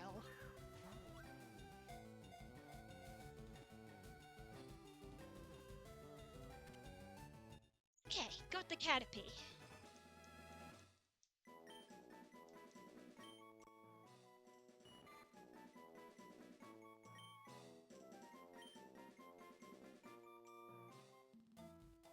Alright, now let's just keep going and get through the forest. And then we'll go destroy Brock. Well, actually, there is a little bit of grass, after the forest. So yeah, and I think that counts as, I keep bumping L and R. Yeah, there might be new encounters in that grass, unless I'm going crazy.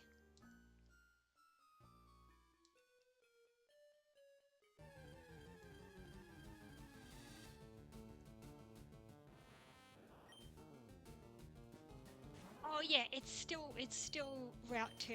Yeah. I forgot they did it like that, where it's the same route. The forest is just in the middle of it. Granted, they did the same thing in Hoenn with Petalburg Woods, which means like when I used to play around with ROM hacking tools, if you pull up the map for that route, yeah, you just see like a you see the whole thing, and there's just like a little gap in the trees where the woods would be, and there's the entrances, and it's like a little bit of an illusion, because obviously when you're on one side, you can't see that the rest of the map is there.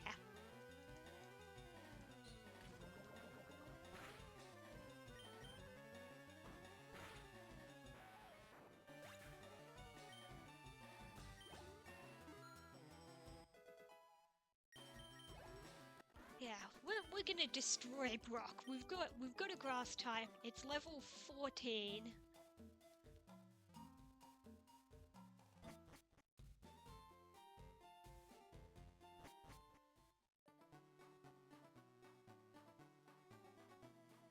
Yeah, that grass is the same as what we had above Viridian.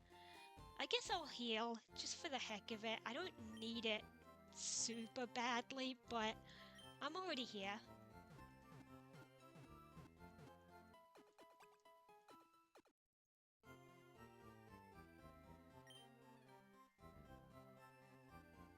Oh yeah, funny little thing.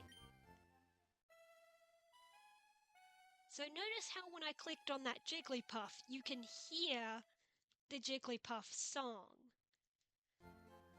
And you can't just mash A, you have to wait a few seconds until it stops. Well, if you click on the Jigglypuff and then you click the help button, suddenly silence. That is technically a glitch, and fun fact, the same thing happens with the poker flute. So let's say you go to Snorlax and, you go to use the poker flute. Once the flute music starts to play, if you click L or R for the help thing, and then you exit the help thing, you hear silence. Because of a little bug in how the help thing, removes any sounds that were playing, that means that it actually deactivates the poker flute music, but the game thinks it's still playing the music, so you still have to wait those few seconds until the poker flute would have stopped the music. And as I just showed off, the same thing works with the Jigglypuff song.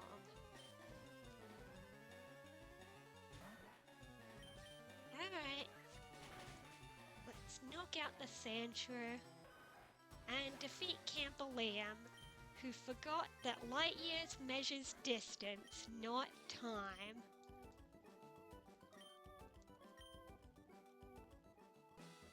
Pokemon, teaching little kids science since 1996.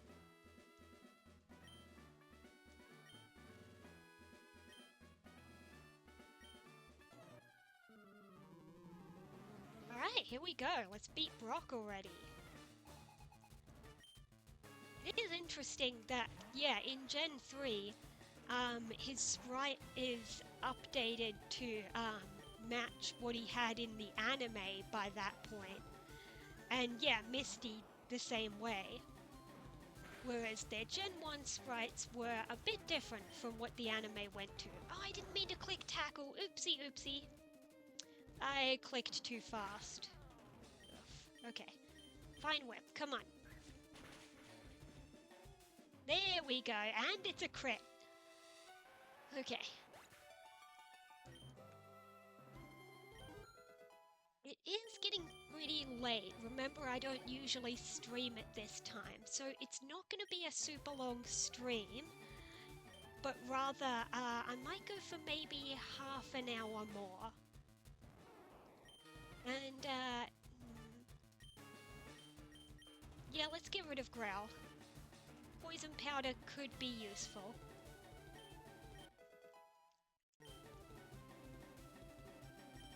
Oh, and it wants sleep powder. I'm gonna go with poison. Let's not take sleep.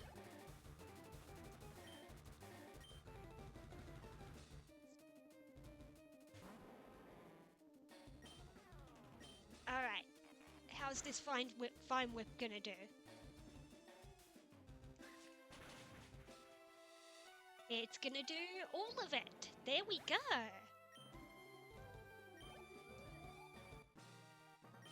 Alright, defeated Brock. Which means now, I can go get a new team member. Or I think I probably have to battle some unskippable trainers before I can access the grass. That is interesting that he said, yeah, the first badge grants permission to use Flash, which is weird because you don't get Flash for a while.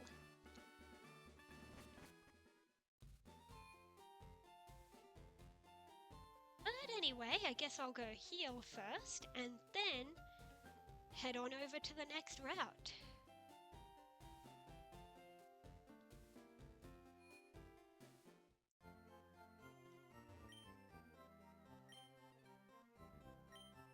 Suppose while I'm here, I think I'll dump the extra Pokemon in the PC.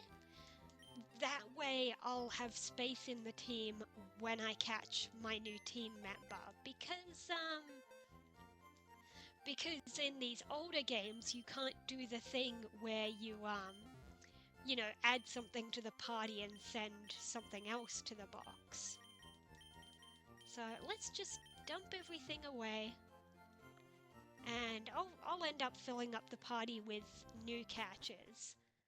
Oh, actually, that reminds me, I should stock up on some more balls while I'm here.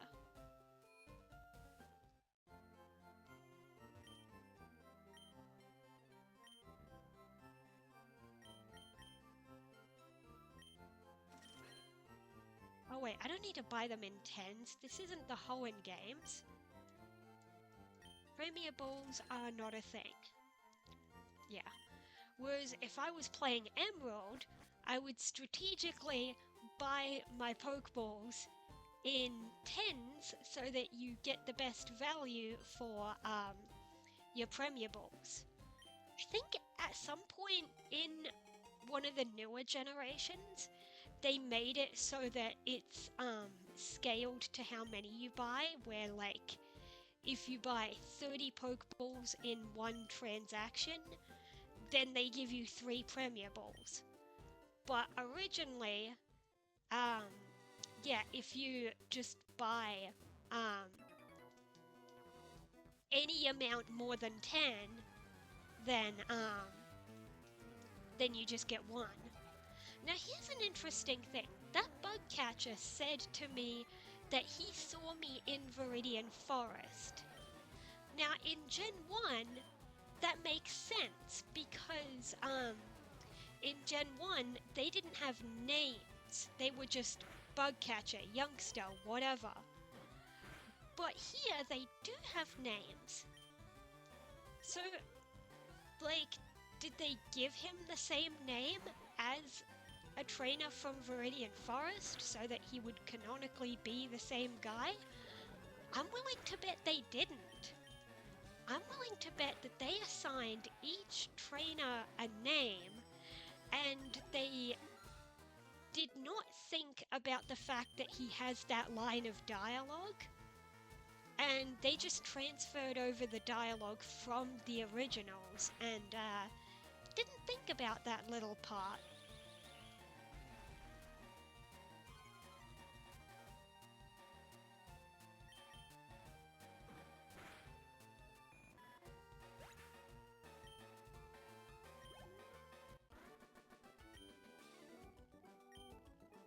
And yeah, he even says, I beat him again.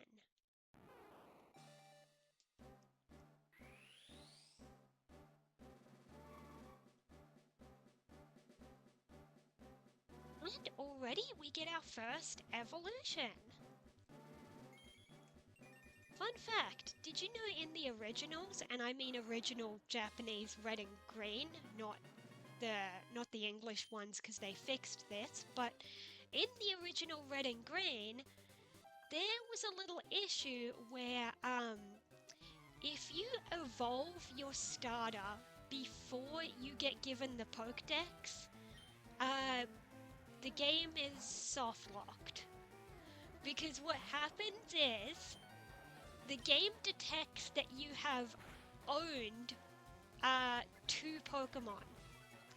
And, you know, that's very rare circumstances to make that happen, because normally you just have your starter, you can't get balls before you get the Pokédex, so you can't own 2 Pokemon before you get the Pokédex. So the game, you know, that's something that doesn't usually happen. But it is legitimately possible if you evolve your starter, which is very annoying to do because you can't get past the old man, so you have low-level Pokemon to grind on. But if you do evolve your starter, then the game sees that you have owned 2 Pokemon, and it's very confused because it's like, how did that happen when you don't even have the Dex yet? So what happens is if you go talk to Professor Oak, he will evaluate your Pokédex, even though you don't have one, but he will evaluate it, which means you can't give him the parcel, which means the old man never moves. Yeah, Gen 1 was broken as hell, and as much as we all know that the red and blue that we know and love are already broken as hell, the original red and green are even worse.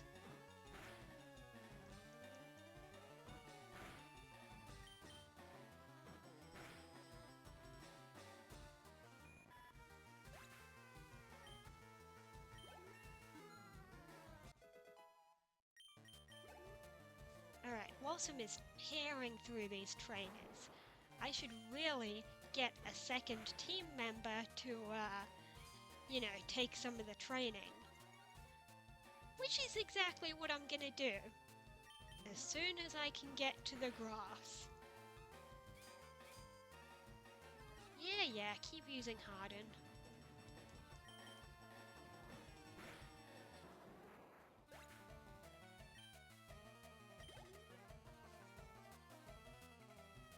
Oh my god, 4 Pokemon? Oh, well, it is a bug catcher. Bug catchers always have, like, way more Pokemon than regular trainers.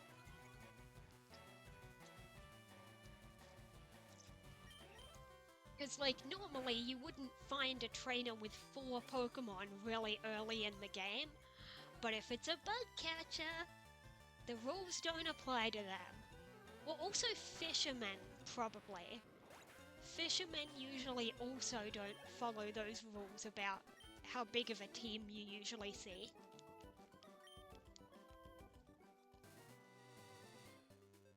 Alright, oh, that guy is unskippable as well. You probably noticed I skipped, like 2 trainers back there.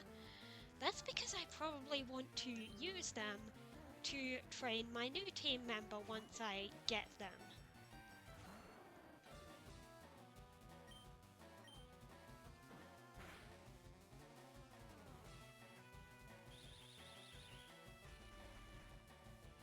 Oh boy. Yeah, these battles are tedious. Oh, come on, it held on with the tiniest bit.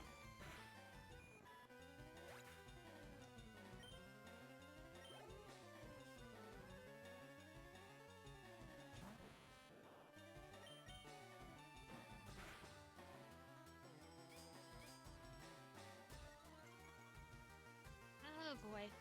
Yeah, Metapod, annoying. I feel like newer games don't do these annoying things as much. What with, you know, all these bug catchers with their cocooners and metapods using Harden, and it just takes ages to beat them.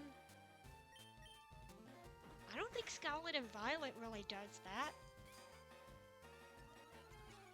Or like Sword and Shield, I don't think the trainers were this annoying.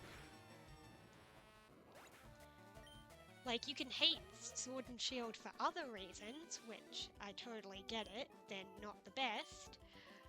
But I feel like the newer games don't do these kinds of tedious battles as much. Okay, hello Spearow, I don't need you. I already got one. There are 2 things I need to catch in this route. I almost said 3, but then I realized one of them I can't get. Wait, no, I can. It's just much more rare. It's like another pseudo version exclusive where it's just the encounter rates are flipped.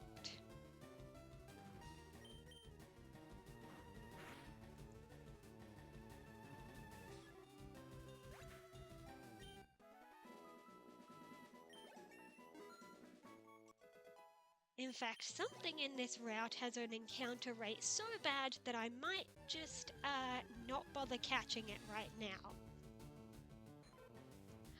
We found Jigglypuff, nice! That's actually a 10% encounter, I think. Oh right, I didn't bring the low-level Pokemon to weaken it, so let's do Poison Powder. And then I'll probably set up a Leech Seed, or not. Fine, I'll just take a nap. And I guess try throwing balls. It's only level 3, so hopefully the catch rate isn't too bad. 1. No!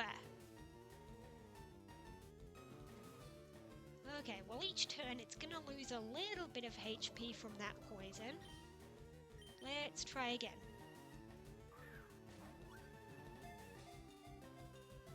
1, 2, 3! No!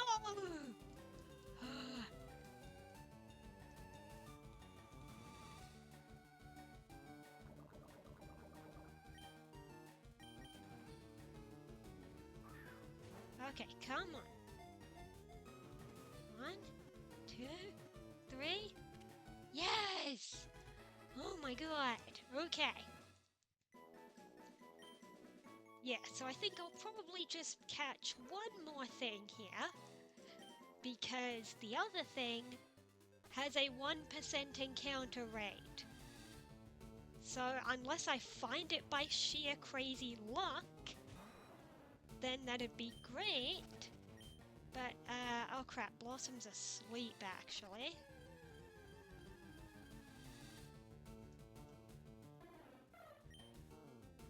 You know what? Okay, before I keep looking for the Pokemon I want to find, let's just waste some turns in this battle and see if Blossom will wake up. I feel like the waking up has gotten better in newer games, definitely. But I feel like it's gonna take longer. Okay, there we go, there's the wake up. Because, like, when I've been playing my playthrough of Shining Pearl, I feel like that has faster wake-ups. Okay, let's keep looking. Mankey, we already got Mankey.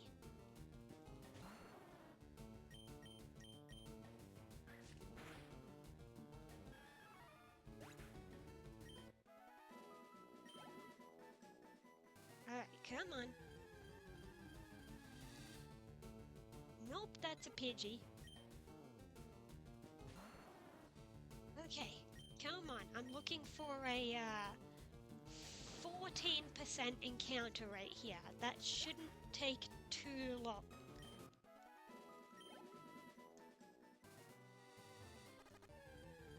Come on. Nope, still not.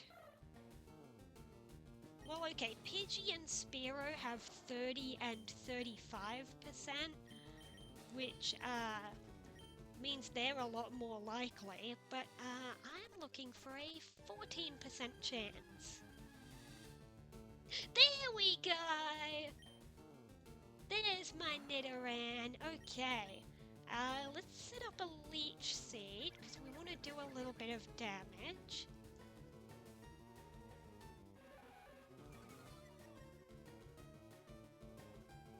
And, oh, I shouldn't attack it, because I'm scared that'll kill it. So let's just try chucking balls.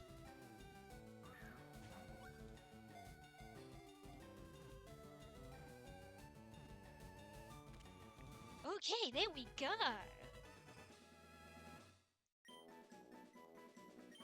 Now, she is going to be a permanent team member, which means I need to think of a name for her. And I'm blanking. I did not plan this out. I think I'm gonna call her Sky, because I was just looking at her sprite and I liked the shade of blue. Oh hey, Jigglypuff is holding something! Okay, it's just an Oranberry. Yeah, but that other encounter that I technically could have gotten was Nidoran male, which oh, I didn't mean to walk in front of her. I was going to heal first. But yeah. So the Nidorans are like pseudo version exclusive. In Leafgreen, Nidoran male has a stupid 1% encounter rate, while Nidoran female has 14%. And then in Fire Red, it's flip it around. Okay, looking at that level difference, I think we need to just switch and let Blossom handle this.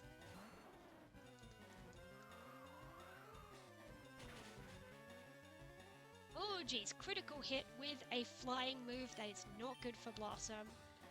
Oh, and there's no PP for tackle, so I'll have to use Vine Whip. Okay, still good, still good.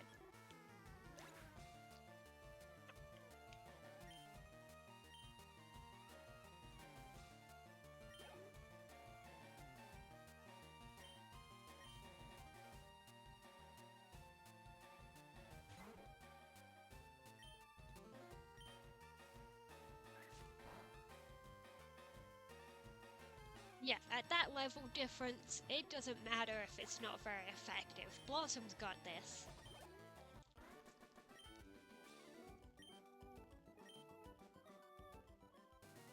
Okay, now let's go heal.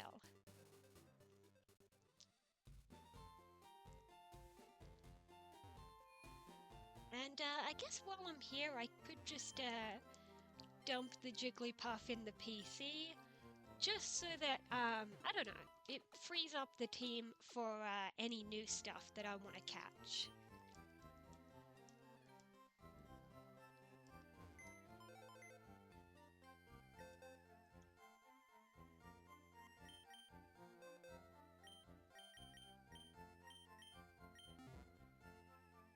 Yeah, okay, let's see. Wait, what moves does Sky have? Just growl and scratch. Okay, and while I'm here, let's shuffle this order a bit more to my liking. There we go. I like that a bit better. I'm really picky about my move order. Just always have been.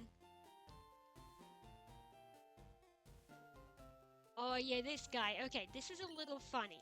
So this guy, he says he's spraying Repel to keep the wild Pokemon out. And a funny little tidbit is in Let's Go Pikachu and Eevee, they actually added something to this section where there are two people wandering around in here. And one of them, once again, says they're spraying Repel to keep wild Pokemon out. But meanwhile, the other person says, do you know what I'm doing? I'm spraying a lure to bring Pokemon in. So basically, they're cancelling each other out. Also, here's youngster Ben, and he said, I like shorts, they're comfy and easy to wear. Everybody loves that line. Oh yeah, that level gap. Sky is a bit low compared to these trainers. I guess I'll just have to switch train for now. Yeah.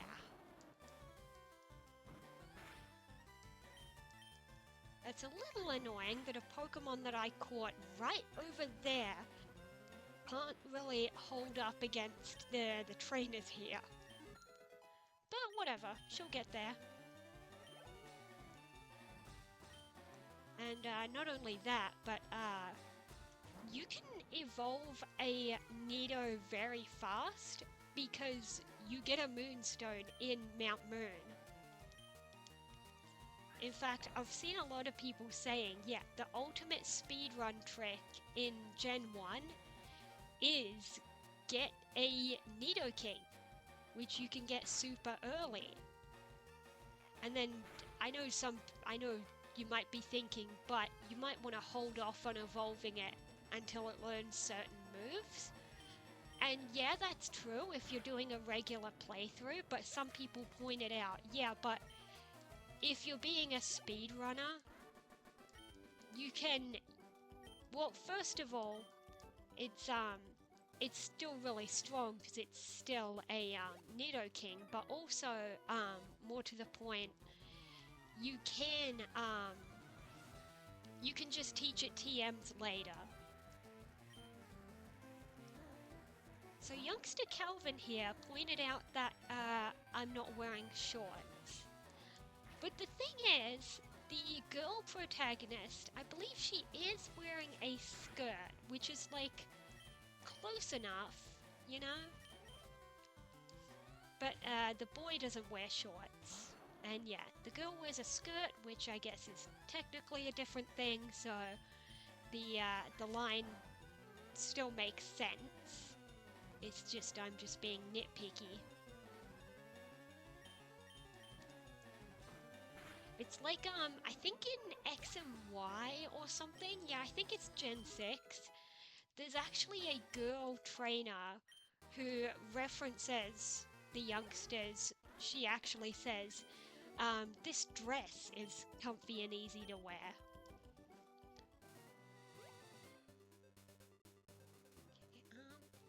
I thought there was an item down there. Maybe I'm misremembering. Whatever.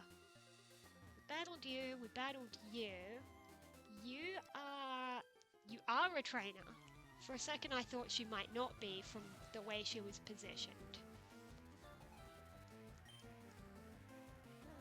Alright, we got Jigglypuff, level 14, so once again it is switch train time.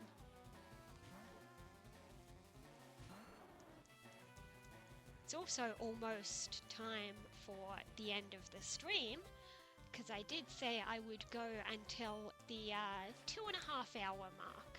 Something like that, yeah.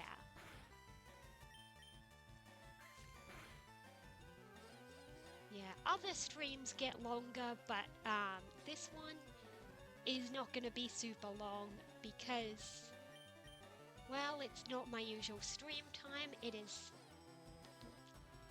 3 a.m. my time, so yeah, I don't want to stay up super duper late. Today was just a one-off thing for the Pokemon Presents. And then back to the usual stream schedule, which has always been Monday Pokemon games, Tuesday multiplayer games, and Wednesday cozy games. Which means now that I have started playing Leafgreen, something that I need to figure out is that when it comes to how I'm continuing this playthrough, obviously Monday I play Pokemon games, but I've got Pokemon Legends ZA that I'm working on.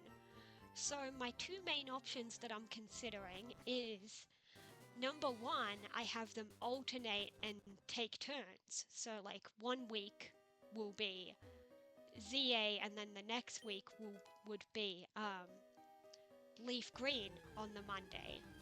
Or the other idea I had would be to split the stream half and half and do half the stream of one and then switch to the other. And I'm still not sure which one I'll do. I don't know. I kind of really want to play both games, so maybe next Monday I'll do the half and half thing and see how that goes, but yeah, we'll see. But yeah, and then the other thing is next week there's another extra stream on top of the usual schedule, which is Pokopia, because it releases on a Thursday. So I am going to be doing a stream on the Thursday. Just as a one-off thing for that week. And then probably any week after that, I'll probably continue Pokopia, and I'll do it on the Cozy Games slot.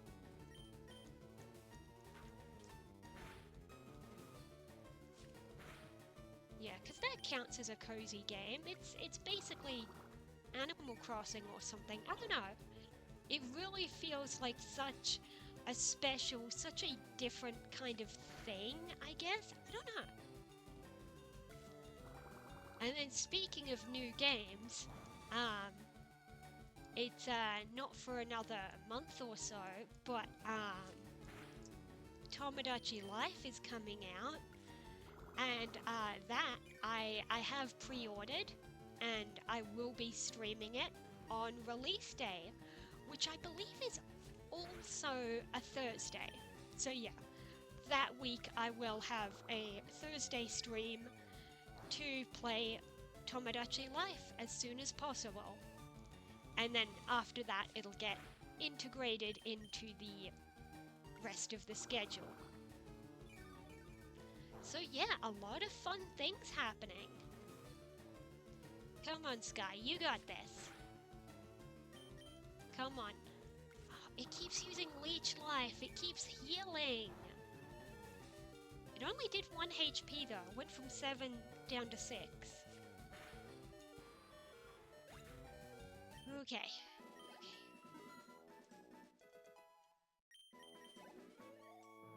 She is so cute. These Gen 3 sprites are adorable. Okay, I didn't want another battle. Hello, Zubat. Can I just run? Yeah. I want to head back out and heal. Oh crap, I thought I was out of range. I was trying to go around his line of sight. I wanted to go heal first and then battle him. But I didn't do it properly. But that's fine. Let's just switch because Sky is a bit low, and let's just let Blossom take out this guy.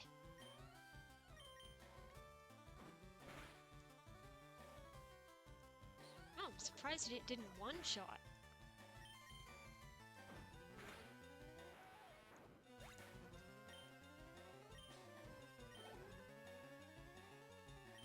Okay, yeah.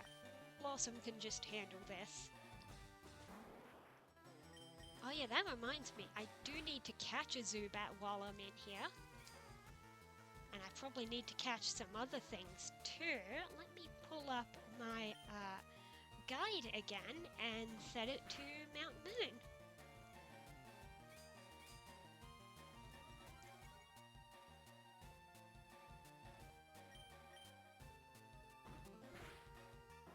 There we go, okay. Oh yeah, the encounters are actually slightly different based on the floors as well. Oh god, that's gonna be annoying. There is something in here that has a 1% encounter rate, so I might not bother with that for now. I'll probably just, I'm gonna just catch everything as I see it, and I'm not gonna spend too much time trying to go out of my way to find everything. I can always come back later, and I don't want things to get stupidly tedious. So, you know, I'm not going to be running back and forth trying to get a 1% encounter. Maybe much later in the playthrough, like post-game I guess, or whatever. Once I'm forced to, I will go back and find the things that I skipped.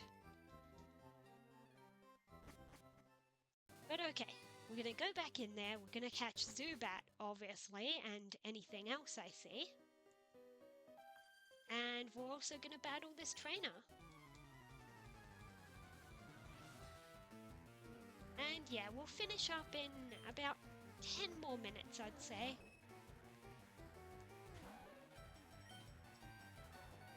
Okay, let's see if Sky can do this. She's got 4 levels below. Still.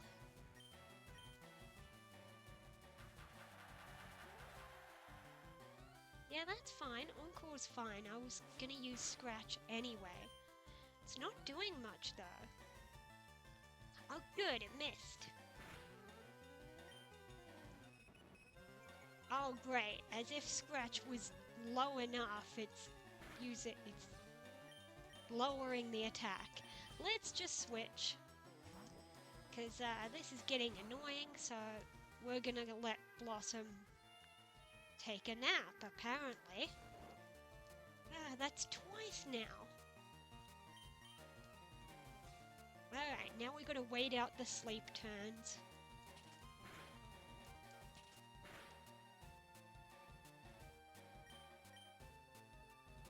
Speaking of sleep, I want to go to bed soon. It's 3:20 a.m. But yeah, I'll go for about 10 minutes more and end things off, I guess, pretty much right at 3:30, and then that's gonna be it. Okay, there's the wake up. Just finish this off. Or not. Yeah, Growl is actually not gonna matter for Vine Whip, because Vine Whip is a special attack in this game. Because all grass moves are. So the physical special thing is the special types. The easy way to remember it is that it's all the EVs plus dragon. So like water, fire, electric, you know, psychic, dark, grass, and ice. And yeah, dragon. Those are the special types and everything else is physical. Because, you know, it totally makes sense that ghost type moves are physical. Because ghosts are very physical beings, you know? Makes sense. Not. Oh wait, I shouldn't have killed the Paris. I should have caught it. Oh well.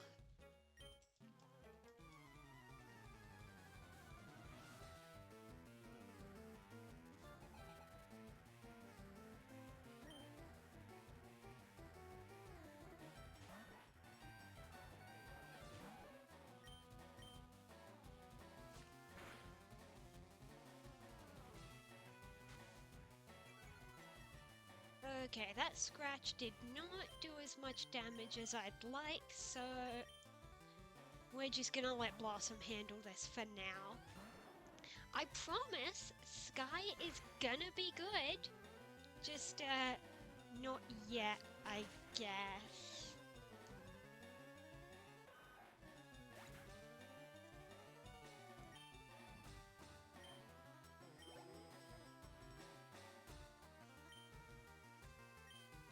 Yeah, let's just not switch. Let's let Blossom handle this for now.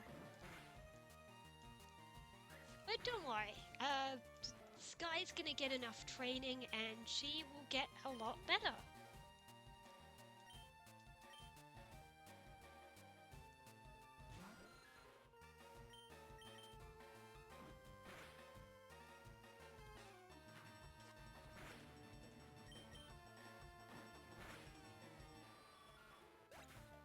Okay, there we go.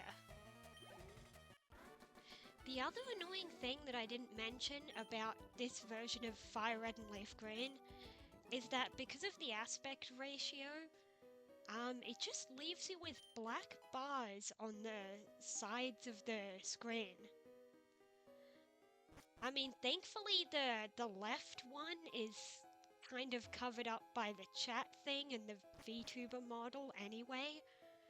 But yeah, if you're just like, if you're playing your Switch on a TV, it does look, you know, not the best. I mean, in different ways. Like, the black bars are annoying, but at the same time, like, it does look nice to have the sprites, you know, up and big on a bigger TV instead of on a tiny handheld device.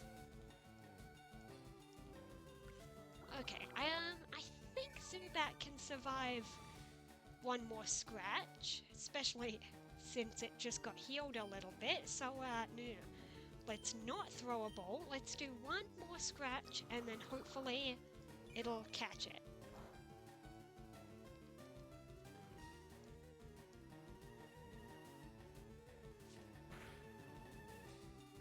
Okay, that's good. That better work. Come on. 1, 2, 3. There we go.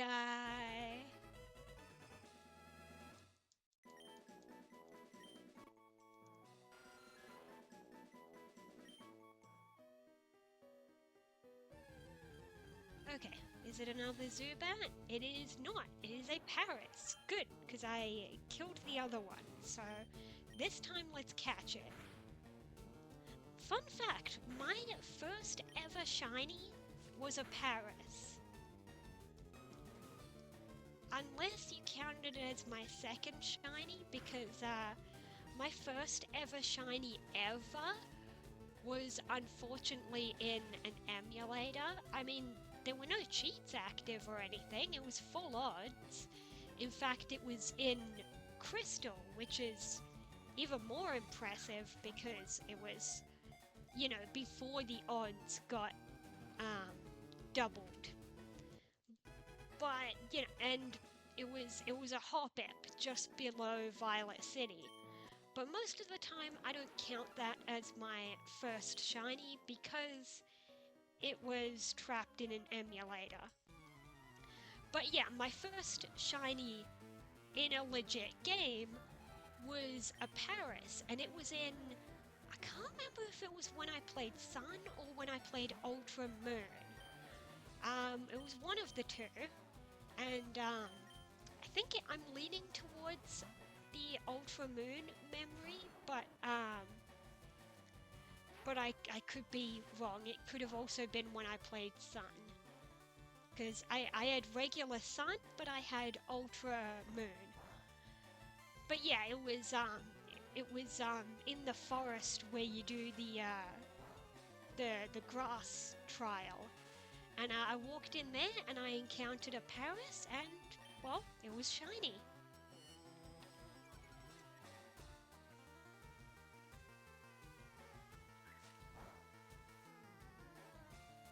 Yes, I know, it's not very effective. Well, you know what? That's also not very effective. Grass resists electric. Which means, you know, Bulbasaur is actually a really good choice for the first few gems. Not only does it destroy Brock and Misty, but for the third gem, it at least resists electric. You know, and then you've got a grass gem, which, you know, is kind of a fair fight, you know. Well, I guess Bulbasaur's part poison, so you might think, oh, good, poison beats grass. But a lot of grass types are part poison, including the ones in the gym. So, yeah.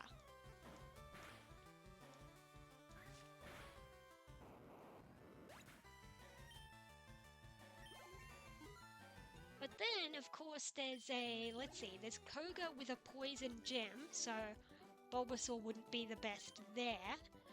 And there's Sabrina with Psychic, and Psychic beats Poison, which Bulbasaur is. And of course, don't bring Bulbasaur to the Cinnabar gem. So yeah, and I guess it's fine against Giovanni though, so it's got that going for it.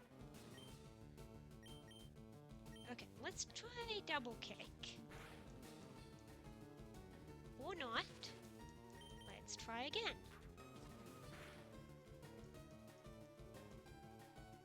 Oh, and now it's flinched. Great. And now it's paralyzed.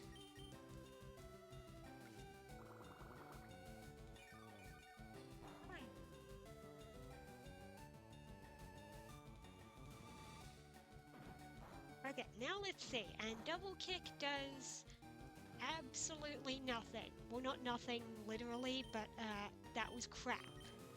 Let's just let Blossom do this. That's becoming my catchphrase. Let Blossom do everything. For now, okay? Sky is gonna get better.